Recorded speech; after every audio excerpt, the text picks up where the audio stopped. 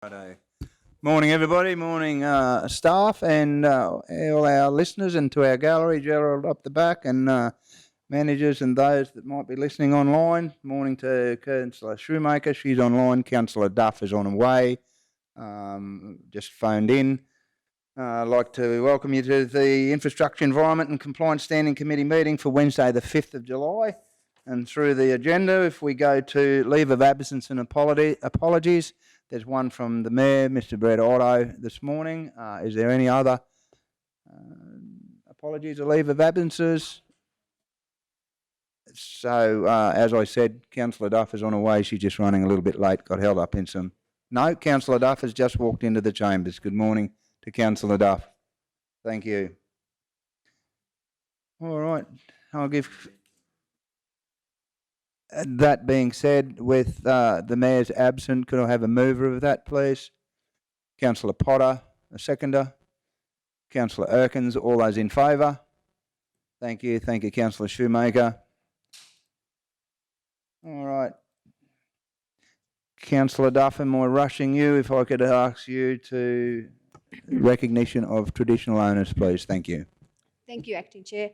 I'd like to acknowledge country and the land where we meet this morning, the Wak Waka land, and pay my respects to the elders both, or pay our respects to the elders both past, present and emerging. And particularly this week is NAIDOC week. So everyone's celebrating NAIDOC week, and yeah, I know there's a ball at Cherbourg tonight. So there's a lot happening, and yeah, just particularly at this time, we pay particular respect through NAIDOC week to our elders and our Indigenous and First Nations people. Thank you.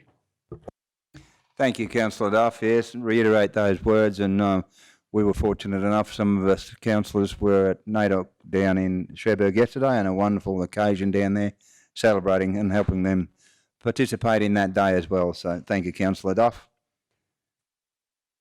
We have 13 odd items on the agenda today. Number 4, declaration of interest. Has anybody got any declarations of interest? And as we move through the agenda, if something comes up, by all means, bring it to our attention. So there's no declarations of interest. Councillor Shoemaker, you're right. Thank you. Okay, moving on to number 5, the confirmation of the minutes of the previous meetings. That's at 5.1 on page 6. Do we have a mover of that, please? Councillor Erkins. Thank you. A seconder, Councillor Potter. Has anybody got any comments or questions on those minutes? No, thank you very much. We move those. All in favour?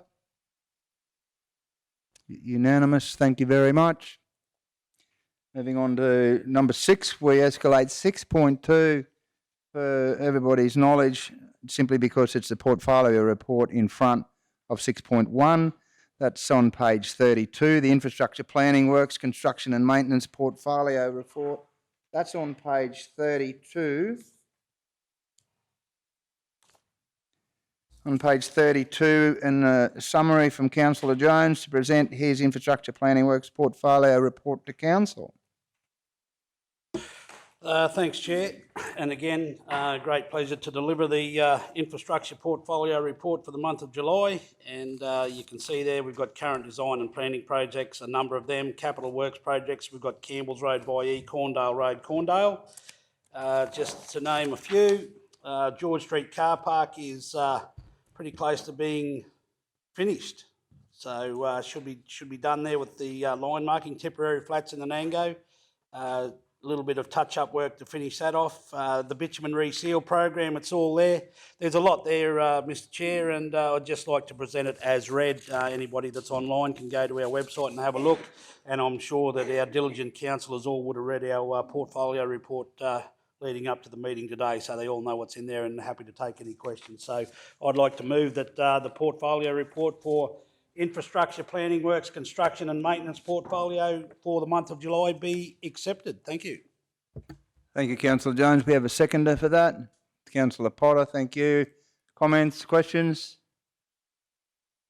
I've got a quick one, probably just directed at Manager Meehan. Just on page 40, we have there what's Gerald Road, Ironpot Road, Cumbia Minimal Road. We have figures there And in the left and the right-hand columns, obviously work's progressing there, and that's the money that's been spent on those. And I see on the Cumbia CBD, in two of those, the Gerald Road, we still buy that, some 90-odd thousand on Gerald Road at that time of print, of course, and on Cumbia Midmore, some $170-odd thousand to spend. But then when we go to Cumbia CBD, and I believe, is that complete? And has that come in $53,000 under?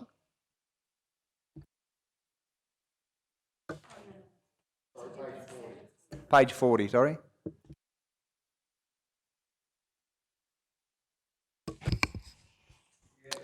Thanks, Manager Sell. Yep, just in terms of the Cumbia CBD, yeah, we are expecting that to come under budget.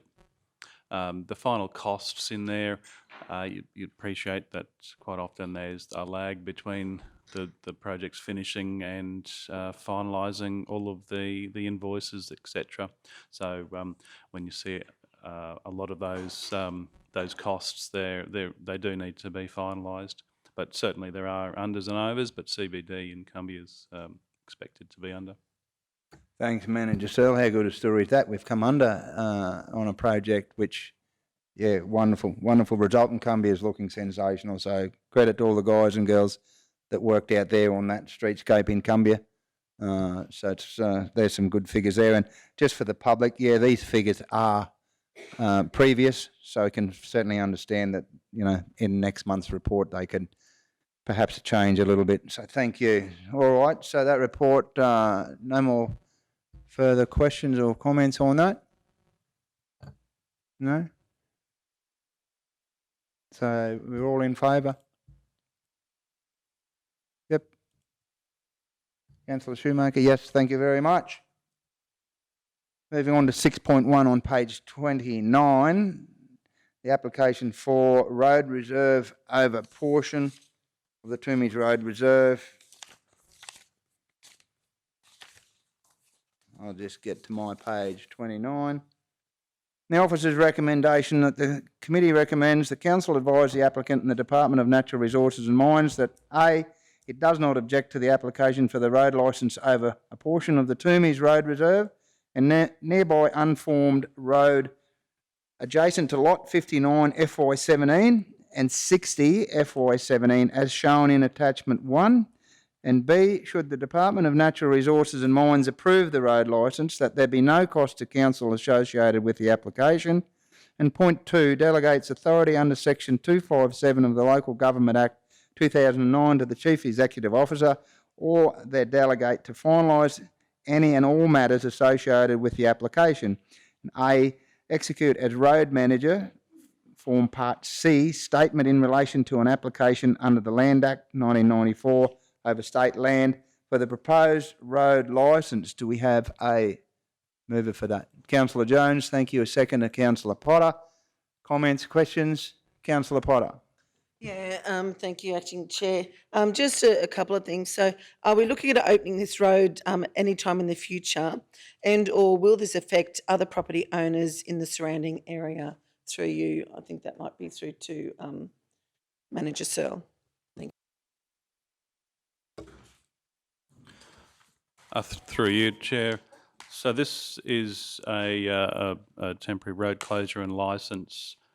It's an existing quite an historic one, and it's it doesn't carry over to new owners. So hence the reason they apply for essentially apply for that again. So it is an existing a licence. The fact that they've changed ownership, it's around about a bit over 8 hectares, I believe.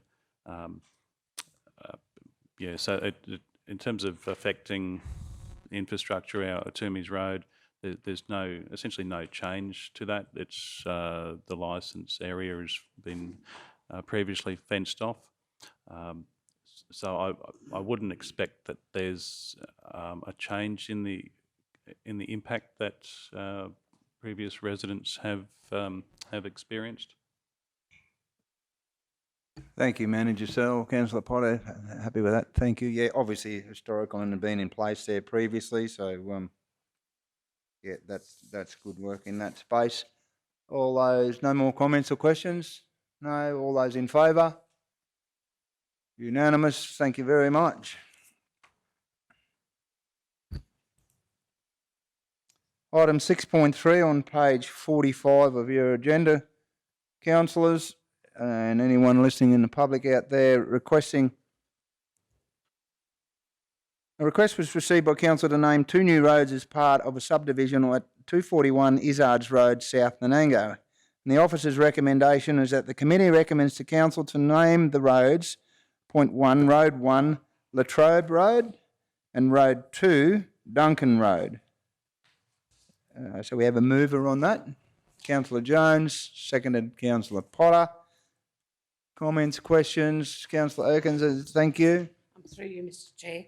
I would just like to know what relevance those names have. Do they have any relevance to the area? You know, and what is their connection to the area?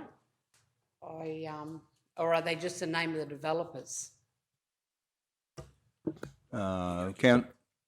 Councillor Manager Sell, your Lord knows what's in front of you. Yeah, just in the body of the report on page 46, it is they have listed 3 proposed names, and the first 2 choices were simply the family names of the applicants. It doesn't they don't identify whether there's an historical attachment to the area for the names chosen. So we did have a few double ups in there. So their first choice for Road 1 was their family name, but that's obviously we've got a road in our region. So to answer your question, I don't believe there's an historical attachment to those particular names. Personally, I'd rather do a little community consultation on those names, especially this being Nanango's 175 years. There are a lot of older families from the area that possibly haven't been recognised in some of the naming of streets, and I think it would be nice if that could be looked at, because I just don't know what these people, you know, what connection they have to the community. Are they just people that have come in, bought some land, doing some subdivision and making some money and leaving and naming the roads, or are they people of long standing in the area? So I don't think I can support that motion. I would rather see some consultation with the community. Yeah, thanks, Councillor Erkin. That's a good point, but I guess a question, and whether it's on notice or not, but Prince, Latrobe, York and Moffat, are they in our register anywhere as roads in the South Burnett? Cameron Road, Prince Road, York Road and Moffat.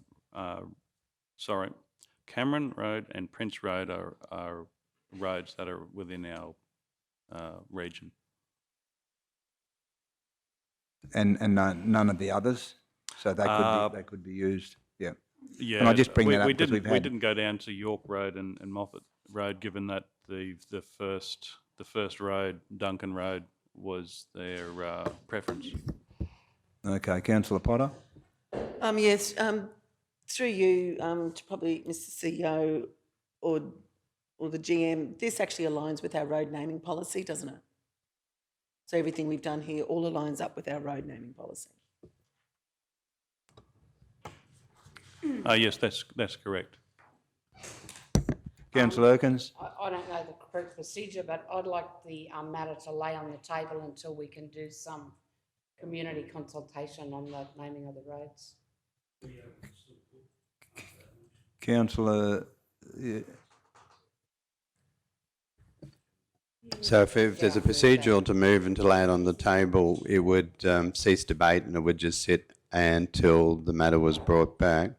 The only thing I would note, Councillor, is this subdivisions is these people putting in these roads, so these roads didn't exist before the subdivision, and I'm just looking at Manager Darrell down the back there is I am cautious of what protocols they do come back for us, but naming protocols for subdivisions, like a different road that's already on the register, community consultation by all means, but if I'm putting in a development, I would have, they've listed reasons on page 46 why these roads, why they've picked these roads names, so I'm just not 100% sure of the protocols, whether before we move to community consultation, are we able to on a subdivision that belongs to a developer?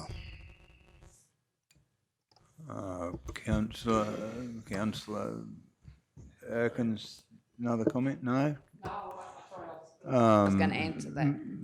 Councillor Jones? Yeah, thank you. I understand where Councillor Erkins has come from, and CEO took the words out of my mouth. This is a subdivision done by developers, and obviously Cameron and Duncan Roads are family names.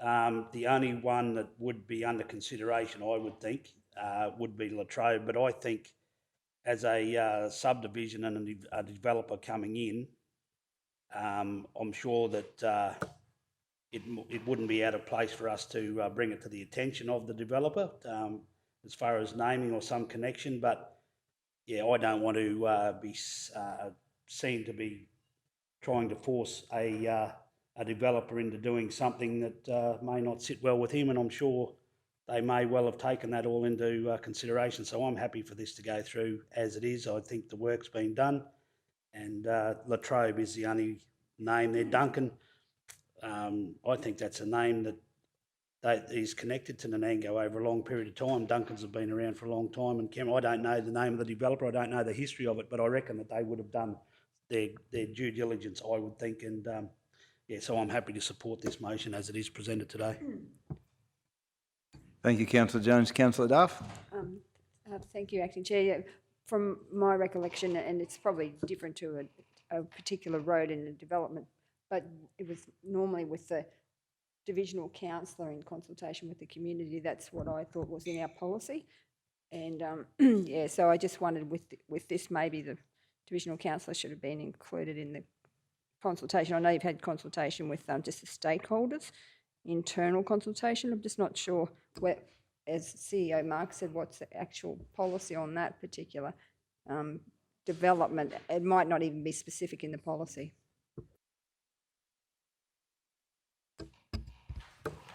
Councillor Erkins? I do want to move that motion, the matter lay on the table till we can just discuss it anyway.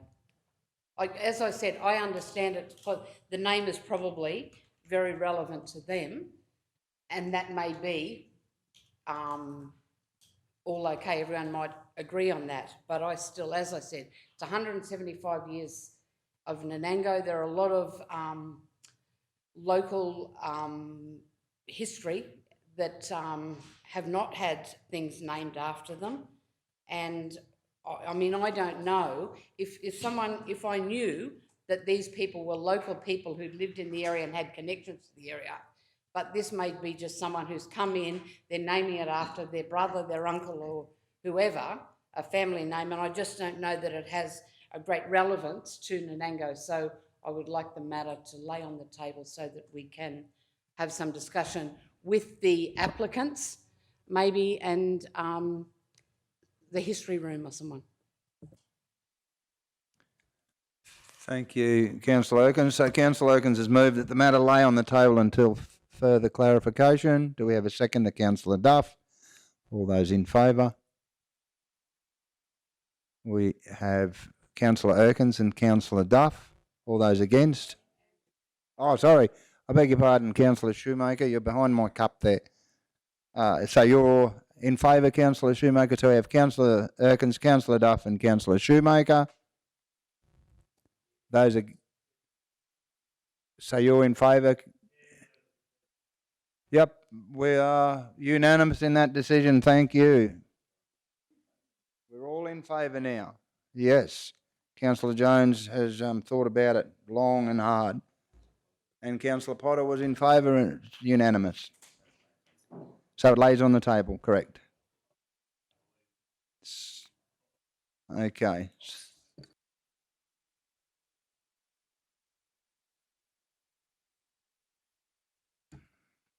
thank you. Moving on, 6.4 on page 48 of your agenda.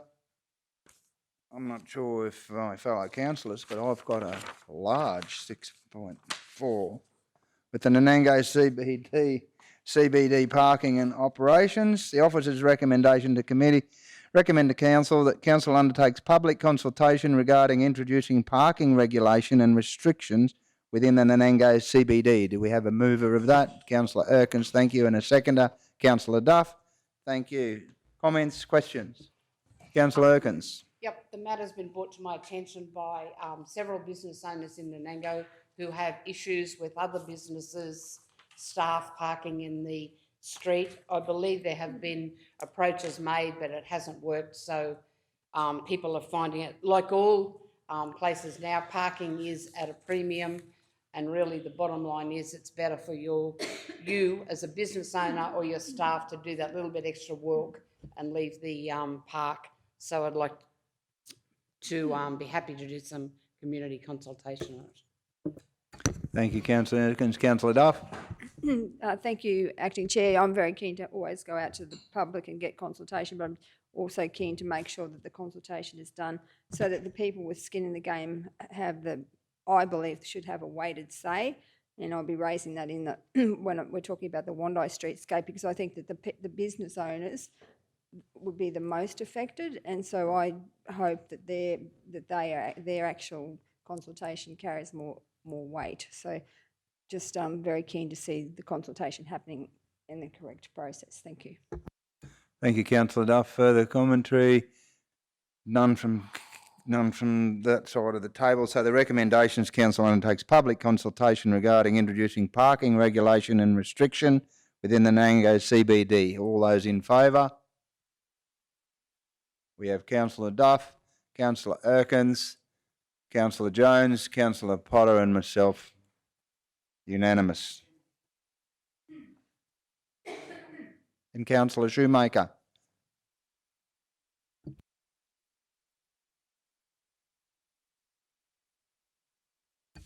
Right, that cup's out of the way now.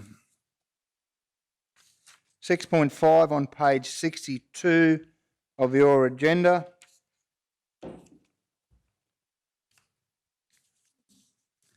And the recommendation is, the committee recommends to council that council consider and provide feedback as to the results from the community consultation for this project.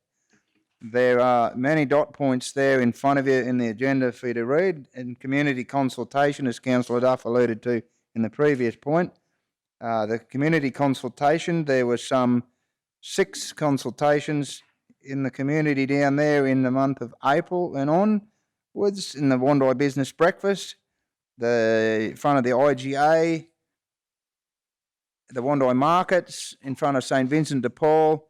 We had an online feedback consultation, and the Mayor, myself and Councillor Duff met with businesses there on the 21st of the night time, which was extremely fruitful. And as Councillor Duff alluded to there before, the businesses had some great input into that. It's all in front of you there. Do we have a mover? Councillor Potter, seconder. Councillor Erkins, comments, questions? Councillor Duff. I'm just wondering where to from here, because I think that the questions that were asked on that survey were very generic, and most people would just tick the box. You know, do you want to have enhance the streetscape and or like enhance Wandai? They were just very like, who isn't going to tick those boxes? But I didn't think that the questions were specific enough about, you know, where the actual pedestrian area was going to be, where the crossing was further down. And when we had that consultation, and Councillor Henson, you were there, there was very strong feedback perhaps not to have that at all, so they're going to lose car parks, but that wasn't actually in the question, so in the questionnaire. So I just want to know, you know, that I provided a letter that came from all of those groups, the businesses that stood there, and you were there, Councillor Henson, and the Mayor, that had specific things that they were, you know, they were not negotiables. And so I'm just wondering, did that feedback, I sent that through, does that carry some more weight, or how does that compare with, probably the lots of people that, just said, yep, let's do that. Just a Yeah, question. thank you, councillor Duff. Through you, Manager Meehan, but that's in the report there, councillor Duff, on 63 and 4, exactly what you've said. Strong response was received in those points that you've brought up. But yeah, Manager Meehan. Yeah, through the chair. Today, the purpose of the report is we are seeking some direction on council to proceed with the project and how it wishes to do that. I might get James to just go through the report a little bit for council's benefit in the design, just so that we can be on the same page. Just for council's interest, we are looking at constructing the roundabout and this project at the same time. The preliminary meeting we've had this week, we would be looking for an August start on the roundabout. Would be our intent to complete the project prior to Christmas, which includes the roundabout and the CBD. The budget for the project is around 700,000, which is W4Q money. We have a budget of 800,000 for the roundabout. Our view is that we will need to combine both budgets together to deliver the CBD project efficiently. So we'll be looking to combine them into a combined project. We will be looking to deliver essentially what we are flagging at the moment. We'll be looking to send our KTP resources to Wandoi. We think that is an efficient use of experienced people to deliver a project for the community. So we will be gearing up for that in the background. We already have commenced that. So I might get James, Mr. Chair, to go through the report and the project. And then, we'd be very much seeking a direction from council to how they wish to proceed with the finalisation of the design. Yeah, thanks, Manager Darcy. Thanks, Aaron. Through you, Chair. This project has come to council to go to consultation a number of months ago, and as you mentioned, April was very much an active month for us in going and meeting with the residents and the local community of Wandoi. Very good responses and engagement with the community up there. We had a total of 63 responses across a number of the forums that we held those at across a number of weeks. The project layout is on page 66 to help with illustrating this better, but there was really good engagement around some of the parking proposals and also just some of the enhancements within the footpath area. There was some really good, robust discussion around the landscaping, around what that needs to look like and making sure there's no impediments on visibility, particularly at the roundabout. The other one was around the pedestrian refuge located down towards Edward Street as well. That is still there at this point in time, and I think that's really seeking some direction from council on what that layout needs to look like, particularly with that item. But all in all, the footpath rehabilitation is certainly sought in wanting to improve that, as well as some of the PWD parking up on Haley Street, and also some good feedback, particularly around Dimity's Cottage and the need for some realignment of parking up in that area to incorporate a PWD in that part of the world, based on the art gallery interests as well as the people that use Dimity's Cottage as well. That was one of the most sought after items, which was really good positive feedback that aligned with the project. So all in all, the renders are on pages 68 to 70, just to help for those who haven't witnessed them already. But in the feedback form, on page 88 is the detailed feedback, but we've also given a summary of responses on 87 across the 4 questions that were asked. And just to sort of help as to why we structure the questioning the way we do, it's around trying to help people understand what we're actually asking them about, but then helping to talk through those items and leading them to the plans to talk about it further. We don't want to make the questions too heavy in order for them to be understanding what they're actually signing up for. So we try to keep it fairly succinct with a single sentence and then talk through it by leading the question back to the plans and providing the detail verbally to help those interpret what is actually being asked. So there were some good, strong responses, as can be seen in the graphs on page 86 and 87. But we've also attached on the following pages the detailed responses to help council with the summary of responses received through the variety of meetings that we did have. So those 63 responses articulated in further detail should the councillors want to read that further. But all in all, some really good, strong support for the project, and really looking forward to working with the community in the near future and advancing it further. The purpose for today is looking to get some support and direction on where we go with the detailed design, just so we don't look to deliver anything that isn't in alignment with council's thoughts. Thank you, Manager Darcy. And as with all these developments, no doubt there's regulatory standards and requirements there, which I know we try and put across to the general community. Just on page 88, there's been much commentary around the speed, and one of the questions there, 3 parts of the way down, slow speed on the highway, Dan's Diner, Timber Museum.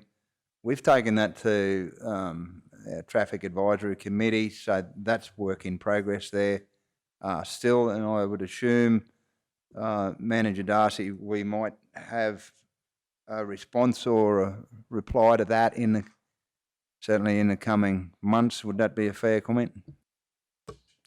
Yeah, certainly, Chair. We've discussed it at the TAC meeting, as well as been having some individual meetings with TMR representatives around what can be undertaken to assist us with delivering on those outcomes of wanting to reduce speed through the CBD. I think TMR are very open to the idea. They're just looking into how to achieve that. They're certainly not against it. There's certainly been some technical guidelines being released in recent times to support that. It's just how do they achieve that at this point, and there's some really good feedback from not only the community but the police officer up there as well, in being concerned around the rat running, that if we were to reduce the speed on the highway, that the impact of what that does on the residential network next to the highway, and the potential shifting of movements going off onto the quieter streets as a result of vehicles taking turn-offs at side intersections, just because of that speed reduction through the CBD. So that is certainly a consideration that we need to bring in should we be successful in looking to reduce the speed on the highway. But main roads are the gatekeepers on that, and we really do need to work with them on how to achieve that, because there is strong support from a lot of the Wandai community up there around getting it down to 50. Thank you, Manager Darcy. Councillor Jones. Yeah, thanks, Chair. In the conversations I've had with the locals up there with supporting you, Councillor Hanchin, in your community consultation, a lot of the comment, a regular comment, was with that traffic island and proposed crossing down the bottom on Edward Street would be never used by the locals. They said, we'll never walk down that up the top end from up the radio station or the butcher and all that. We'll all just walk across the road as per normal. So they did down the bottom here on the intersection of the highway and Edward Street, where the two number 5s are, their proposed landscaping area, you can't legally put car parks there anyway, can you? Is that correct? Yeah, that's correct, Councillor. There is some limitations on parking adjacent intersections. Some of the area could be used, but certainly not all of it. And that was certainly some of the intent, was around occupying that space for that purpose. But some of it certainly can be used for parking. So is it feasible then to leave the 2 bottom ones on the Edward side there for landscaping and flashing up the street and the entry with some trees and all that sort of stuff, and taking away on the other side, up the top end near the roundabout, the 5 and 6 and the other 5 areas proposed, take that away and make that into parking? Is that, and leave those 2 other islands there and take the top away and get rid of the crossing? Is that a possibility? Through you, Chair, yes, it certainly is. Yeah, there's certainly some reshaping of those islands as well, just to help maximise the parking bays that could be slotted in down in that part of the world.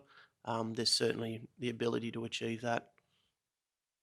So, through you, Chair, could I propose that in the design we leave those two islands there on the corner of Edward Street simply for landscaping and beautification purposes, and take away the other side of the islands and put car parking in there, and you'd probably pick up about 5 car parks by the looks of that, somewhere around there, 4 to 6 car parks somewhere there.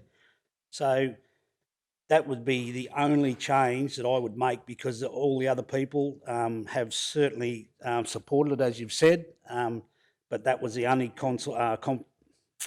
conversations I've had in a negative way down there. So if we were to pick up 4 to 6 car parks, leave those 2 islands there on the corner of Edward Street simply for landscaping, I think that'd be my preference moving forward. So yeah, I'd like to just propose that change to that design, if that's possible, and if I can get the support. So, Councillor Jones, just to clarify, you're on page 67. So down the bottom on Edward Street there, we have the bottom islands are number 5 on either side of the street. Page 67. Oh, well, sorry, I'm looking at 67, but it's probably on a couple. But I was working so, on page Councillor Jones, 66. on my page 67, the islands number 5, which are down the bottom of Scott Street and Edward Street there, you propose, there's 4 islands there at the moment. You're proposing to take 2 of those out, one either side? Yes, correct. Yes. So take out the top number 5, like looking at that map, there's 4 number 5s there. Take out the top number 5s or the bottom number 5s? The number 5's on the roundabout side of the design, Mr. Chair. Of the crossing. That's up the top? Yep. Okay. Down the bottom? Leave those 2 2 islands there, simply because it pushes your traffic out around turning into Edward Street. If you're coming down from the roundabout, coming down Edward Street, turning there, it controls the traffic flow around there. They can't cut the corner. And likewise, coming out of Edward Street, turning left to go up to the roundabout, it controls your flow, pushes the traffic into the lanes where they should be. But if you take away the top islands of that proposed crossing, you will pick up 4 to 6 car parks in that area. What about if you took away half those islands in the bottom? Because at the moment that's designed as a refuge or a crossing there, which the community aren't in favour of. Your comments on the bottom section of Scott Street there, where we have 4 number 5s on that intersection, above the intersection of Edward Street? Oh, yeah, look, yeah, so I'm only talking about the islands on the main drag, not up Edward Street where there's another couple of 5s. I'm talking about, so I'm happy to, keeping in mind that our engineer has just said that there is restrictions on the distance from an intersection that you are allowed to legally park. So I would suggest that those islands have been designed, and I'm proposing to take away the crossing, not to have a crossing there at all, and leave those 2 islands there simply because it says here on the map proposed landscaping area. So that's what we're all about when we're doing, we've done it in Cumbria, we've done it in Blackbutt, done it in Mergen, and certainly trying to get trees and greenery throughout the town and making it presentable as we come through. But if you take those 2 islands up the top away, you eliminate your crossing, and you pick up 4 to 6 car parks in that area there, and you still have those 2 bottom islands that sort of control your traffic turning in and out of that Edward Street, and it also enables you to put some beautification trees and shrubbery there. Thank you, Councillor Jones. Manager Darcy, down on the bottom intersection there at Edward Street and Scott Street, where the proposed crossing was, if that was to be taken out, can they be condensed and pick up a couple of parks down there as well?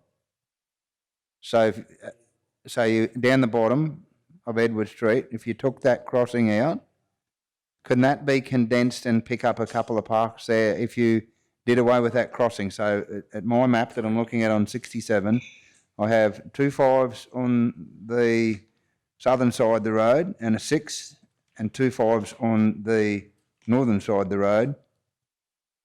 They could be condensed and pick up some parks? Yeah, through your chair, certainly can be. We would look to reconfigure those islands. We would still look to get the general outcomes of those islands, but we would realign them to suit the parking alignments adjacent to them. But at the same time, as was mentioned earlier, we would look to make sure that we still don't have parking all the way up to the intersection. So we have obligations that we can't provide parking facilities within 10 metres of the curb of an adjacent intersection. So we are going to look to make sure that we adhere to that through designing some of these aspects out.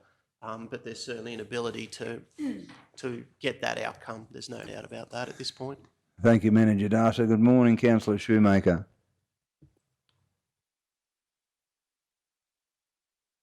Thank you, Chair. I just wanted to confirm, following on from that conversation, so we will still have a pedestrian crossing, but we're saying we're going to put it up closer to the radio station. Have I got that right?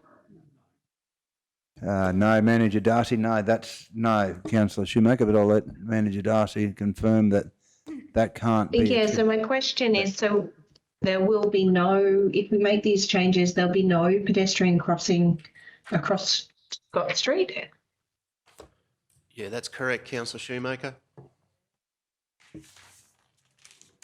And from a lot of the feedback that we got from, well, certainly from the conversations I had with people in the street, they were worried about the speed, the way people move around that roundabout, and actually like how pedestrians cross the street safely. Can you cross the street at the roundabout still? Like, I know there's the cutouts, and I know recently with the Wando Running Festival, I was actually stuck in the middle of the street for quite some time on that roundabout waiting to cross the street with my daughter. So I just want to understand, my question is, sorry for the rambling, my question is, how will pedestrians be able to access Scott Street? I don't disagree, because I understand from the feedback that many said we're not going to walk all the way to the bottom of the street to cross the street and then walk all the way back up. But yeah, my concern is how will pedestrians actually be able to safely cross the street and access Scott Street? Manager Darcy. Yeah, through you, Chair. The situation that we have is that it is a compromise on parking at the end of the day, and there was certainly some interest around businesses wanting to retain the parking numbers that they do have presently. The ability to put in those pedestrian refuge crossings does need to occupy the space in the shoulders of those roads, and then there is a conflict of use and interest in trying to support either the car parking service or the service of crossing for pedestrians. But we also need to acknowledge there is some road safety interest around the use of the roundabout, and like we were just discussing earlier, particularly with the speed at present, the difference between 60 and 50 will always be there. There still does need to be some braking distance and some sight lines to assist with that. So we can't necessarily have that refuge too close to the roundabout, because the speed of those vehicles is still going to carry through, and being able to brake in advance is very, very important, particularly for an area like this. So there is the functionality issue that Councillor Jones was alluding to earlier. There is the engineering side of things that I've just mentioned, but then also the practicality is very, very important at the end of the day, and the safety of still needing to provide something for the pedestrians. It really does come back to what is the greater need, and what really is the greatest interest here for council to put it on the paper to assist us in being able to move forward with the project. Yeah, thanks, Manager So Darcy. if we were to move the parking up in front of the other shops, you're saying that would cost car parks? Oh, if we were to move the pedestrian up, the reason why it was put down at the bottom of the street was to try to avoid losing car parks in front of businesses. Have I got that right? Yeah, Councillor Shoemaker and Councillor Duff and I were there that night. The business houses all met. It's a challenging street because of the grade on it, for one. But when it was looked, and Manager Darcy, correct me if I'm wrong, there's nowhere else to put the pedestrian crossing as you go up the street, because it interferes with accesses on the northern side of the road, like where the shed is. Mr. Lavada accesses that shed. To put a pedestrian crossing halfway up there, you then lose 2, 4, 6 car parks there. Then you have access into the lane, Cozy Deli Lane. Yeah, it's challenging and disappointing, but people had made the comment they weren't going to walk down the bottom of the street to cross down there. If we can condense that and get some more car parks, that was their major thing. The business owners were very, very mindful of car parks in that space.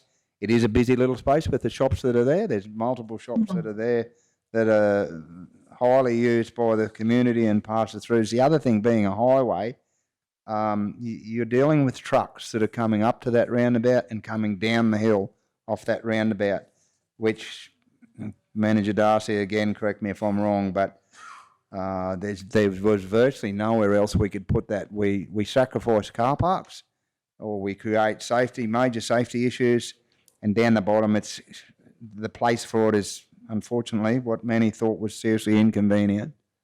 Councillor, I know it's. Oh, sorry. I just had a couple more questions. Sorry, Councillor Chair. yeah. Yeah, and I certainly know it's not too similar to similar challenges in Yarraman, where you've got a very similar grade and trying to get people across the street. But I do have some concerns about pedestrian movements around the street. My question was just in terms of, look, I was in Mandubra recently, and they have previously spray paved their street. I wondered, is the plan here to spray pave the footpath, or what's the treatment for beautification? Manager Man. Through the chair, I'm happy to answer that one for you, councillor. We had a look at it, and one of the discussions that we've had in the last couple of weeks is around what sort of type of footpath construction we are going to do through here. In general, my understanding of the scope and talking with the construction team, we will go through, remove the curb and channel, place it on a new alignment where it's modified slightly. We'll demolish the footpath and then replace the footpath in full with a brand new concrete footpath. The two plans that you've got there is the top one, which is on page 66. That is a spray pave version, so similar to what we've seen in KTP, Mergen and Blackbutt, is to follow that one there. One of the options that we're looking at is the discussion with the construction team. We talk about learnings from other projects. The diagram on page 67 is to attempt not to do a spray pave version, but to do a coloured concrete. We would, part of that pre-construction process, unless there was a real holding point, we would get Ron and Shane to do a comparison of cost and understand so we would come back to council with the final design. The colour scheme, the two colour schemes would be very much on the table for council to consider around what that is. There is a couple of risks, obviously, with both types, as you've probably seen on your travels. Spray pave has its versions of challenges, particularly with the use of solvents and construction time. The other issue with the CCS, which is the coloured stuff on the southern side, still requires a sealer, which does have some issues. But the main thing with that is also getting colour consistency when it's mixed as well. You don't want two different shades of yellow coming out of the truck as well. So one of the things we'll be looking at is getting confidence in, if we were to use a CCS product instead of spray pave, what's the risk and what are some of the cost considerations for council. So that's why we have two drawings there for council to consider as we go forward. Thank you, Manager. So have you considered no fines concrete in that? Yeah, so no fines concrete, it still has water come through it. So generally we won't use no fines for construction of footpaths because it is permeable for water, which would go through in behind the curb and channel and in behind the road as well. So you would need significant drainage on a footpath of that nature. So when it rains, no fines, exactly that, the water goes through it. It also would block up with pedestrian traffic as well. So if any gunk got caught in the no fines as well, so it would be very, very hard to clean. So normally for a footpath construction, we would use an impermeable surface when it's got foot traffic and footpath dining and those sorts of things on it. So is with the no fines is quite porous. which means water runs through it. Can be slippery also, and anything that gets caught in it's like getting stuck in your teeth essentially. So, if that makes sense, Councillor. Yeah, definitely. I would like to propose that we include that in the motion, that information relating to the footpath and the surfacing actually come back to council for further discussion and consideration. After looking at Mandubra and knowing the significant spend we've had already in Wondai, Blackbutt and Kingaroy with spray pave, I am somewhat concerned about the operational maintenance of our footpaths, and I'm also concerned about the colouring and how we actually keep it clean. If we're proposing to use a colour like yellow in Wondai, I'd be really worried about how we actually keep the surface clean. And I know, we've got a program we're all anticipating being rolled out, but I know that is a significant challenge in Kingaroy at the moment. Even with that lighter colour, it's looking really dirty around the streets. So I would like to propose that we do more work. I want to better understand the life cycle of the footpath, and I want to better understand, our options for getting a beautiful aesthetic outcome. I've seen in other coastal areas they use no fines concrete for footpaths quite often for beautification, and certainly around CBDs. I understand the risks around moisture, but I would like to better understand what our plans are and what our future plans are to actually spray pave the existing footpaths that we've done and make sure that they're kept at a standard, because certainly I wouldn't like to see ours fall to the condition that Mandubras have, where, they're really not sure if they'll be able to save it. They'll have to look at other surfacing outcomes, and I know we've made that decision because of cost, but I think sometimes, we're better spending more money and getting a longevity out of an outcome than sort of trying to rush something and do something on when the cost will come later. So I'd just like to propose that we amend the motion to reflect that more information will come back in relation to the actual surfacing and the product used, and the plans around how we're actually going to maintain it into the future. Yeah, thank you, Councillor Shoemaker, and that's as the report stated. Just a quick question, Manager Meehan, in relation to, or Manager Darcy, colour-wise, is there consideration in relation to coordinating with the roundabout? Because there's been a lot of work go into that, of course. Yeah, through the chair, probably if to answer everyone's questions in this space, our intent would be to bring back the final design to council. So what we're seeking today is probably a resolution based on the feedback that we would proceed to final design with a modified layout based on community feedback, which would be to alter for the islands at the western end. What we will do is part of our feedback from council today, we'll come back with a final design, and what we'll do is analysis on the different types of footpath surfacing and what that might cost as far as council considering whether it uses CCS. CCS has got some issues too with the yellow. The council is quite right. Yellow's a hard colour. It really is. So we're also quite happy to come back with colour options. Like, it's not hard for us to generate that. So if council was happy, we would. If council was happy to proceed to final design based on a modified layout, with the final design to be presented to council with options on footpath surfacing, we would be able to address all those issues through a further meeting with council to take through some of those issues. Yep, thank you, Manager Mann. Thank you, councillors, for being so patient. Councillor Duff. Thank you. So I would be happy to have that included, that the final design come to council, but I'm also wanting the final design to come back to the community, because I know that in Cumbria we walked the streets. When we had that final design, we held it up until we actually walked around and showed the businesses and the people that were concerned where the trees were going, where the parking was going. So I won't support it unless there's a dot point in there to say that we go back to the community before we actually endorse that design, because I think we've had our fingers burnt before, and I think that the community needs to understand where the parking bays are, where the trees are, because in this feedback we got from the business owners, they don't want any trees, and yet there's still trees in this design. They're saying that they want low plants because of visibility, and and I also agree with Councillor Shoemaker, because the terracotta is fine, but that cream in Mergen, in Blackbutt, and also in Kingaroy is. Oh, sorry. There's a lighter colour, but isn't Cream it? puffs. It's a terracotta with black. There's some cream. No cream.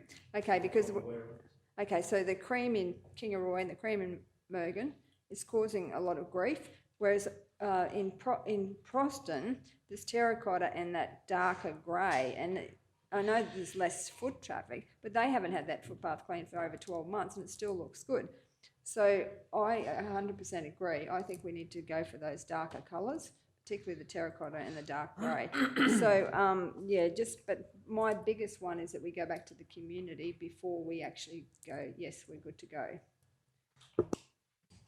Thank you, Councillor Duff. Councillor Erkins. Thank you, Mr. Chair. One of the things that I believe that some of the businesses are losing sight of when they say they don't want any trees, one of the things that gets people to stop are nice treed, shady areas. When people drive through Nanango now, what they like are those gardens that are really starting to get established and those trees are growing up. So you can't put fully grown mature trees in. Sometimes you have to wait for them to grow, but that definitely is, if you're looking to attract drive-by traffic, that is one of the things that will do it. Nice gardens and somewhere attractive to stop. One of the other things, I'm a little concerned with doing without that pedestrian crossing, because what about people in wheelchairs or people on walkers? How do they get across if you don't actually have a designated area for them to go, especially getting up footpaths? I'd also like to know the crossing in Haley Street.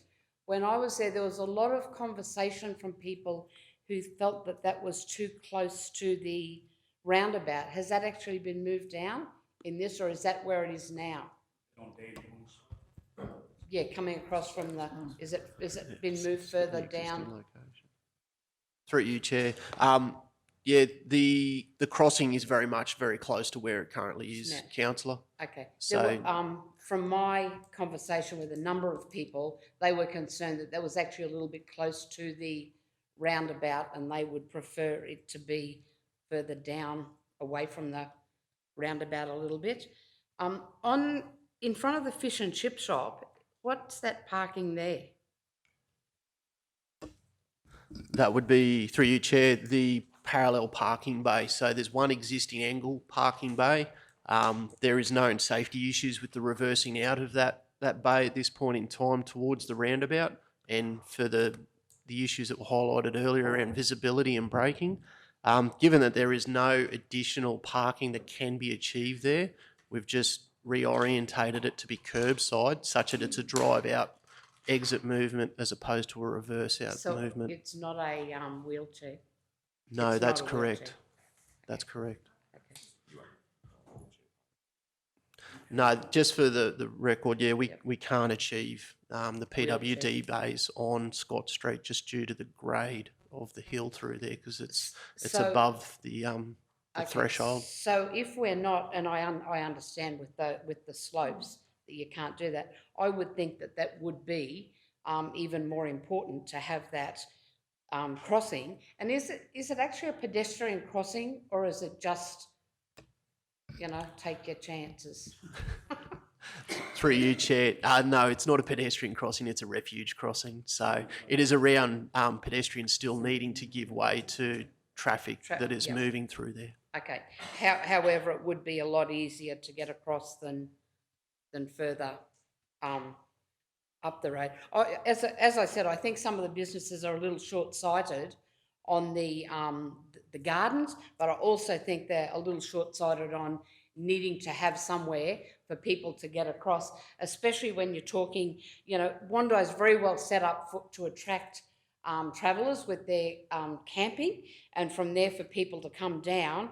I would think that what you would want to do is have people walk down one side of the street, pop into your shops, go across the crossing, walk back up the other side. They can go then down Haley Street, cross the crossing there, go into the information centre and have a look and back to the thing quite easily. So I think for them to think only about getting a park in front of their shop, which appears to be a lot of what they want, someone to park in front of their shop and come in and shop at their shop, is a little short-sighted and not looking at the overall picture.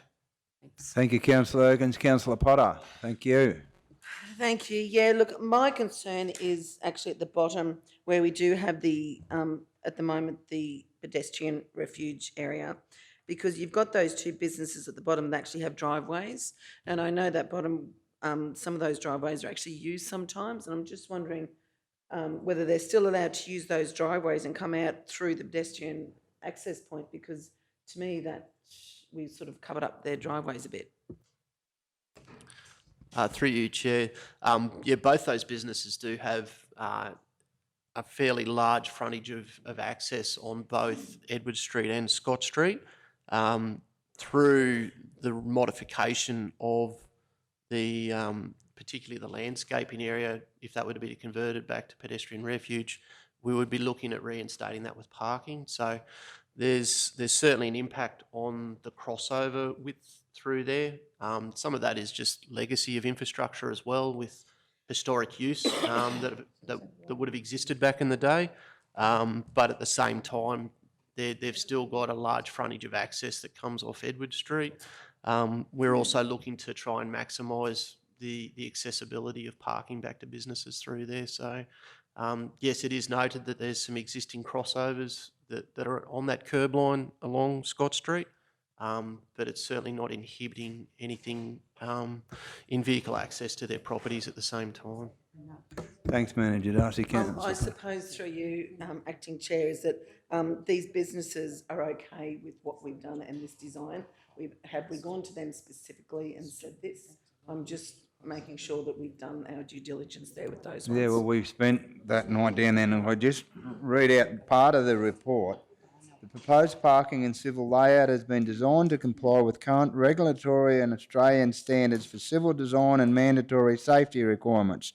The proposed parking layout consists of no loss of car parks, with one additional parking bay being line marked and upgraded to a PWD. And on page 64, it goes on to say that the community's been receptive and positive towards the design intent for Wandai CBD Streetscape project on the premise that the intended trees and build-outs do not impede on customer and heavy vehicle access and parking for the main business in the community. So there's been a deal of work go into this already, and consultation and some great feedback. So yeah, thank you, Manager Darcy, for that, and the conversations we've had with the business owners down there. They were extremely happy with when we walked away that night with that being in the report. Councillor Erkins. Oh, sorry. Okay, we've had some... Councillor Shoemaker, sorry, yep. Sorry, Chair. Just a couple of things I've just been thinking about while sitting here. Just in relation to any placemaking in the design, has there been any consideration of any sort of placemaking or any public art, or is that something that may be considered in the final design? It's just something that's been really important in Blackbutt and Cumbia and certainly in Kingaroy. Just wondering if there's any feedback on that. Manager Darcy, thank you.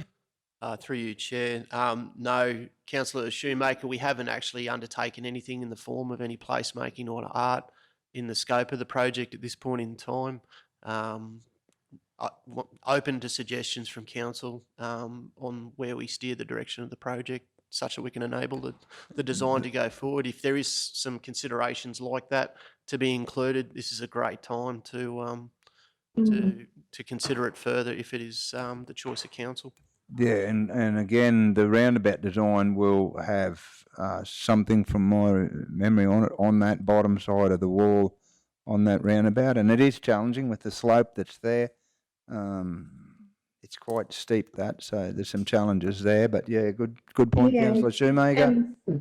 And I do think it is something that maybe in the final design we should consider. You know, we've had a lot of learnings from Blackbutt and Wondai and Cumbia, Blackbutt, Cumbia and Kingaroy, whether there is opportunity in any of the seating or any of the, I know, the original plan for Kingaroy was to try to put shapes of peanuts into the seating or pigs, and unfortunately, budget had limitations. But I do wonder if there might be an opportunity to put something significant to Wondai in the design.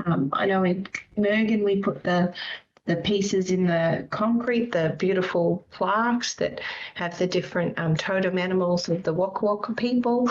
I think we should turn our mind to something in that space. And my other question was just in relation to, because we are building, I heard you say we are going to pull the footpath up and build new footpath. Do we need any consideration of underground surfaces like NBN? We don't want to see them carving up our new footpath. Should we consider what conduits are under the footpath? And even with the electronic vehicle bays, is there any opportunity to look at those underground surfaces and sort of put the functionality in now so that, if and when funding became available, we might be able to look to those EV stations? Yeah, thank you, Councillor Shoemaker. Manager Mann, yeah. Yeah, through the chair. Yeah, you're spot on, Council. We had that discussion on Monday as well. One of the design feedback that we provided from the KTP was we should be looking to provision where possible for, even if we don't know what we're going to use those conduits for, but the sheer fact that they're available to us. So we've raised that with James and his team to look to include that in the design. We are currently reviewing the stormwater through there as well as part of the project with James and his team. So there's opportunity there for excavation of trenches through there. So we'll look to coincide those together in the final design, even if it's for EV or a future Telstra upgrade or something along those lines. So that'll be picked up in the final. But thank you. Thank you, Manager Mann. Just one thing. Excellent. Thank you, Councillor Shoemaker. Mr. CEO, one thing we've perhaps overlooked here that needs to be probably thought of in this design and when implemented is, and I'm happy to put this question on notice, of how many facade applications are there in Scott Street, because we'd want to be mindful when we start work in that space that we could work with people that perhaps have utilised that facade improvement program. Councillor Duff. Sorry, just wanted to know, so after we've had these discussions, so is the Edward Street, the refuge going ahead down the bottom? Is that the feedback, or no, so we're just scrapping that? There's not going to be any pedestrian crossing? Through the chair, so James will look to remove that based on the feedback. Yep. Part of our thing is on that feedback, we'll come back through that design process to council to say, well, this is what we've ended up with of what required. So is it? So my second question is it possible to talk to TMR about having just like a traffic, like a to slow the traffic, just maybe like a there's a fancy name for it, but like a speed bump. Sorry? I was talking about more like a bump thing. A speed bump that just slows them down in the middle there, like a speed bump. Through the chair, generally we will have a speed bump. It has to be a warrant. There's certain guidelines for that, which will be in the speed environment that's currently there. We wouldn't be able to have a speed bump due to it. I think it's 50 through there. JD, is it 60? 60, and even if it went to 50, you probably won't be able to put one of those in.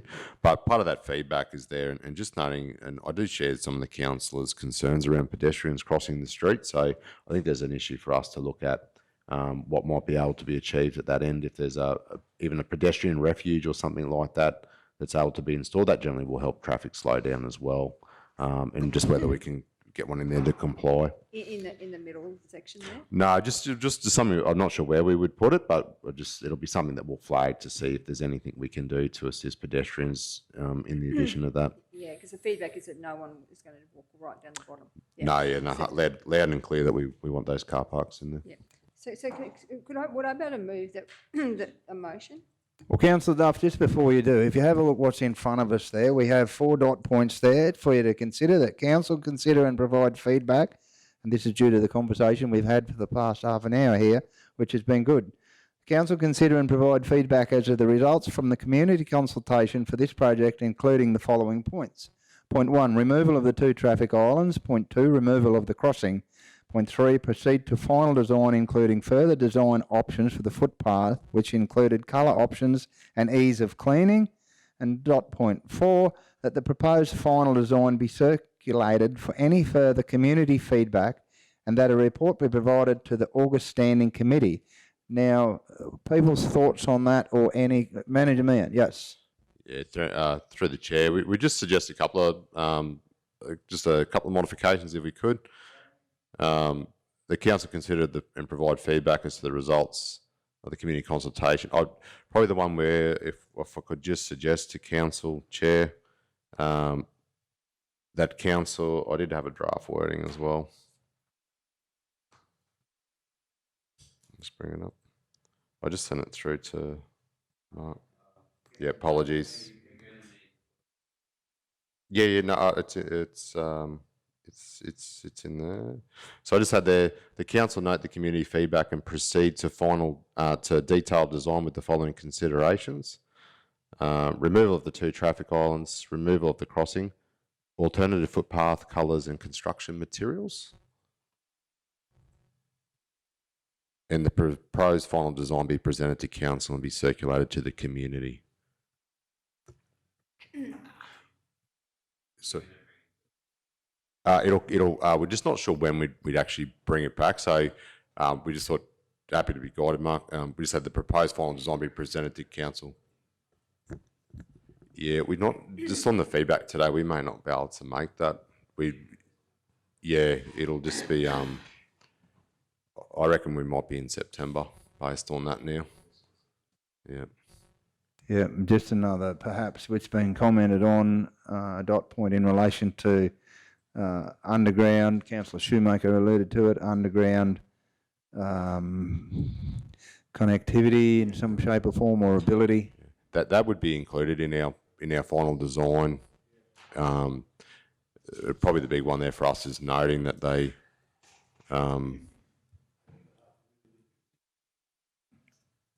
All right, well, we have that in front of us there. Councillor Erkins. Can I just say again about the pedestrian crossing?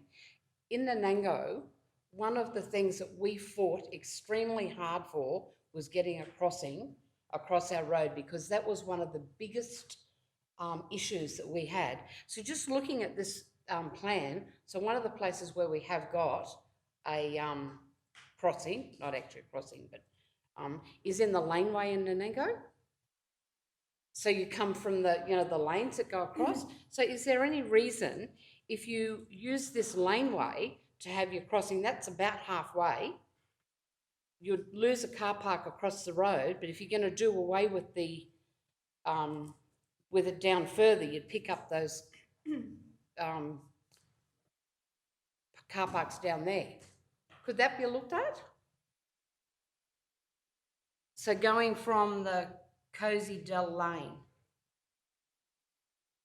because we have traffic movement on ours, but the traffic movement on the laneway is a lot less than traffic on the road, and that is where in Nanango our crossing comes from, that laneway across. So I just didn't know whether that would be a possibility, because I do think you will find, the residents of Wandai will find, it's a great inconvenience not to have a crossing to be able to get across that road. That's a long way to go from, if you're just going to take your life into your own hands and run, or pushing a kid in a pram.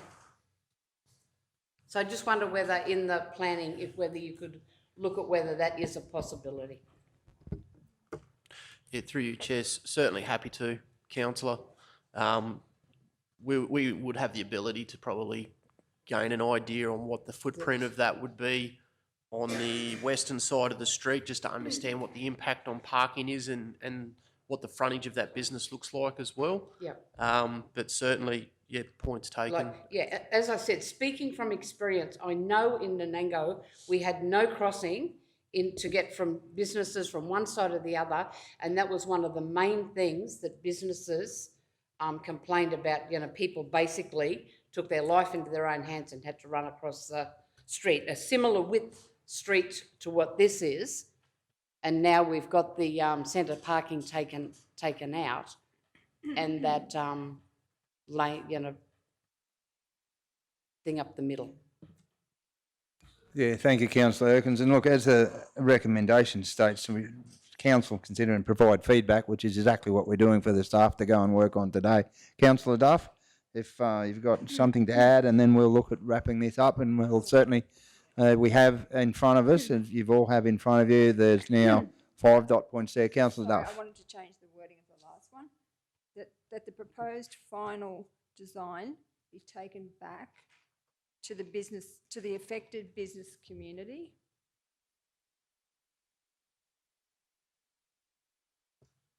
And circulated to the broader Wondai community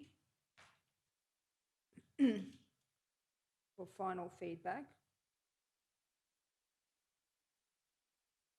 before being endorsed by council.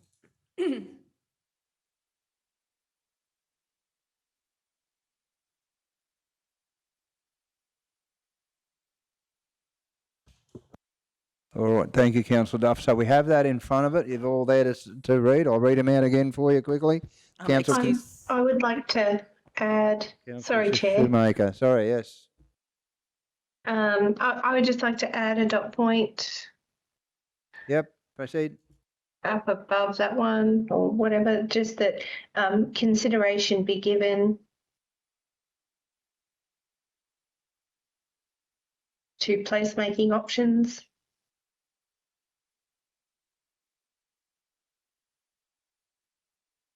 And recognition of traditional owners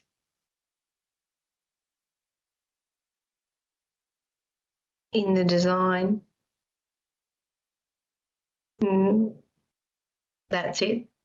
I understand, we may not have budget for it this time, but I'd like to consider at least what some of our options might be from other learnings, and it could be a stage 2 or an addition to. But I think we've done some amazing work with the yarning circle concept in Kingaroy, and I think the Cumbia, the little structure, and same with Blackbutt. And yeah, I just would like to see something considered for Wondai. Thank you, Councillor Shoemaker. So we have 6 dot points there now that council consider and provide feedback as to the results for the community consultation.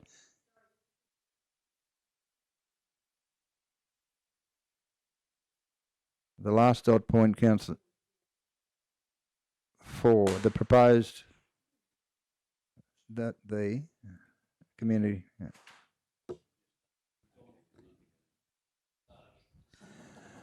Councillor Potter, you've moved that. Are you happy with those changes and those dot points put in front of you? Yes, thank you, Acting Chair. Second to Councillor Erkins. You happy with that? Okay. So they're in front of us. I'll read them all quickly. The council consider and provide feedback as to the results for the community consultation for this project, including the following points. The removal of 2 traffic islands on dot point 1, dot point 2, removal of the crossing. Proceed to the final design, including further design options for alternative footpath colours and construction materials, which included colour options and ease of cleaning. consideration be given to placement options and recognition of traditional owners in the design, and the proposed final design be taken back to the affected business community and circulated to the broader Wandai community for final feedback before being endorsed by council. So we have all those in favour. Councillor Shoemaker, thank you. Councillor Jones, Councillor Potter, myself, Councillor Erkins and Councillor Duff. Thank you.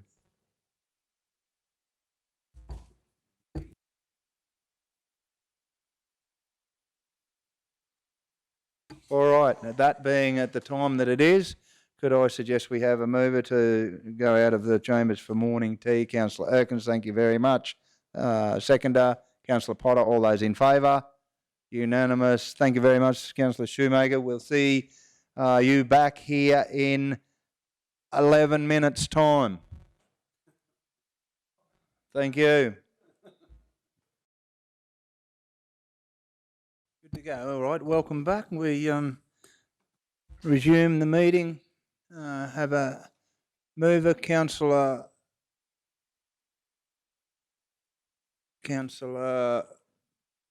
Potter, is that correct? Councillor Shoemaker, thank you, Councillor Shoemaker. Welcome back. Sorry if we were 12 minutes. Seconder, Councillor Jones, all in favour? Thank you. We're away. Up to 7.1 on our agenda on page 90. And the officer's recommendation that Councillor Jones' water and wastewater portfolio report to council be received for information. Councillor Jones. Thank you, Chair, for the second time today. And again, great pleasure to deliver the water and wastewater portfolio report for the month of July. And again, I'll present it as read. There's a lot of information there across the whole region, a lot of stuff going on. The raw water stories there. We can see Boondoon was down to 85%, 87 at BP, Gordon Brook 77, and Booba Dam in Blackbutt is at 100%. And the allocations there, it shows there in the graphs. So again, for anybody that's having a look online today, you can go to our website and have a good clean look at it if you want to, and a more in-depth look. But year-to-date received wastewater requests 129, received water supply requests 1,373. So again, our customer service ladies and gentlemen are doing a wonderful job, as do all the staff across the whole of the organisation. So a big thank you and congratulations to them. So I'd like to present the water and wastewater portfolio report for July be received. Thank you, Chair.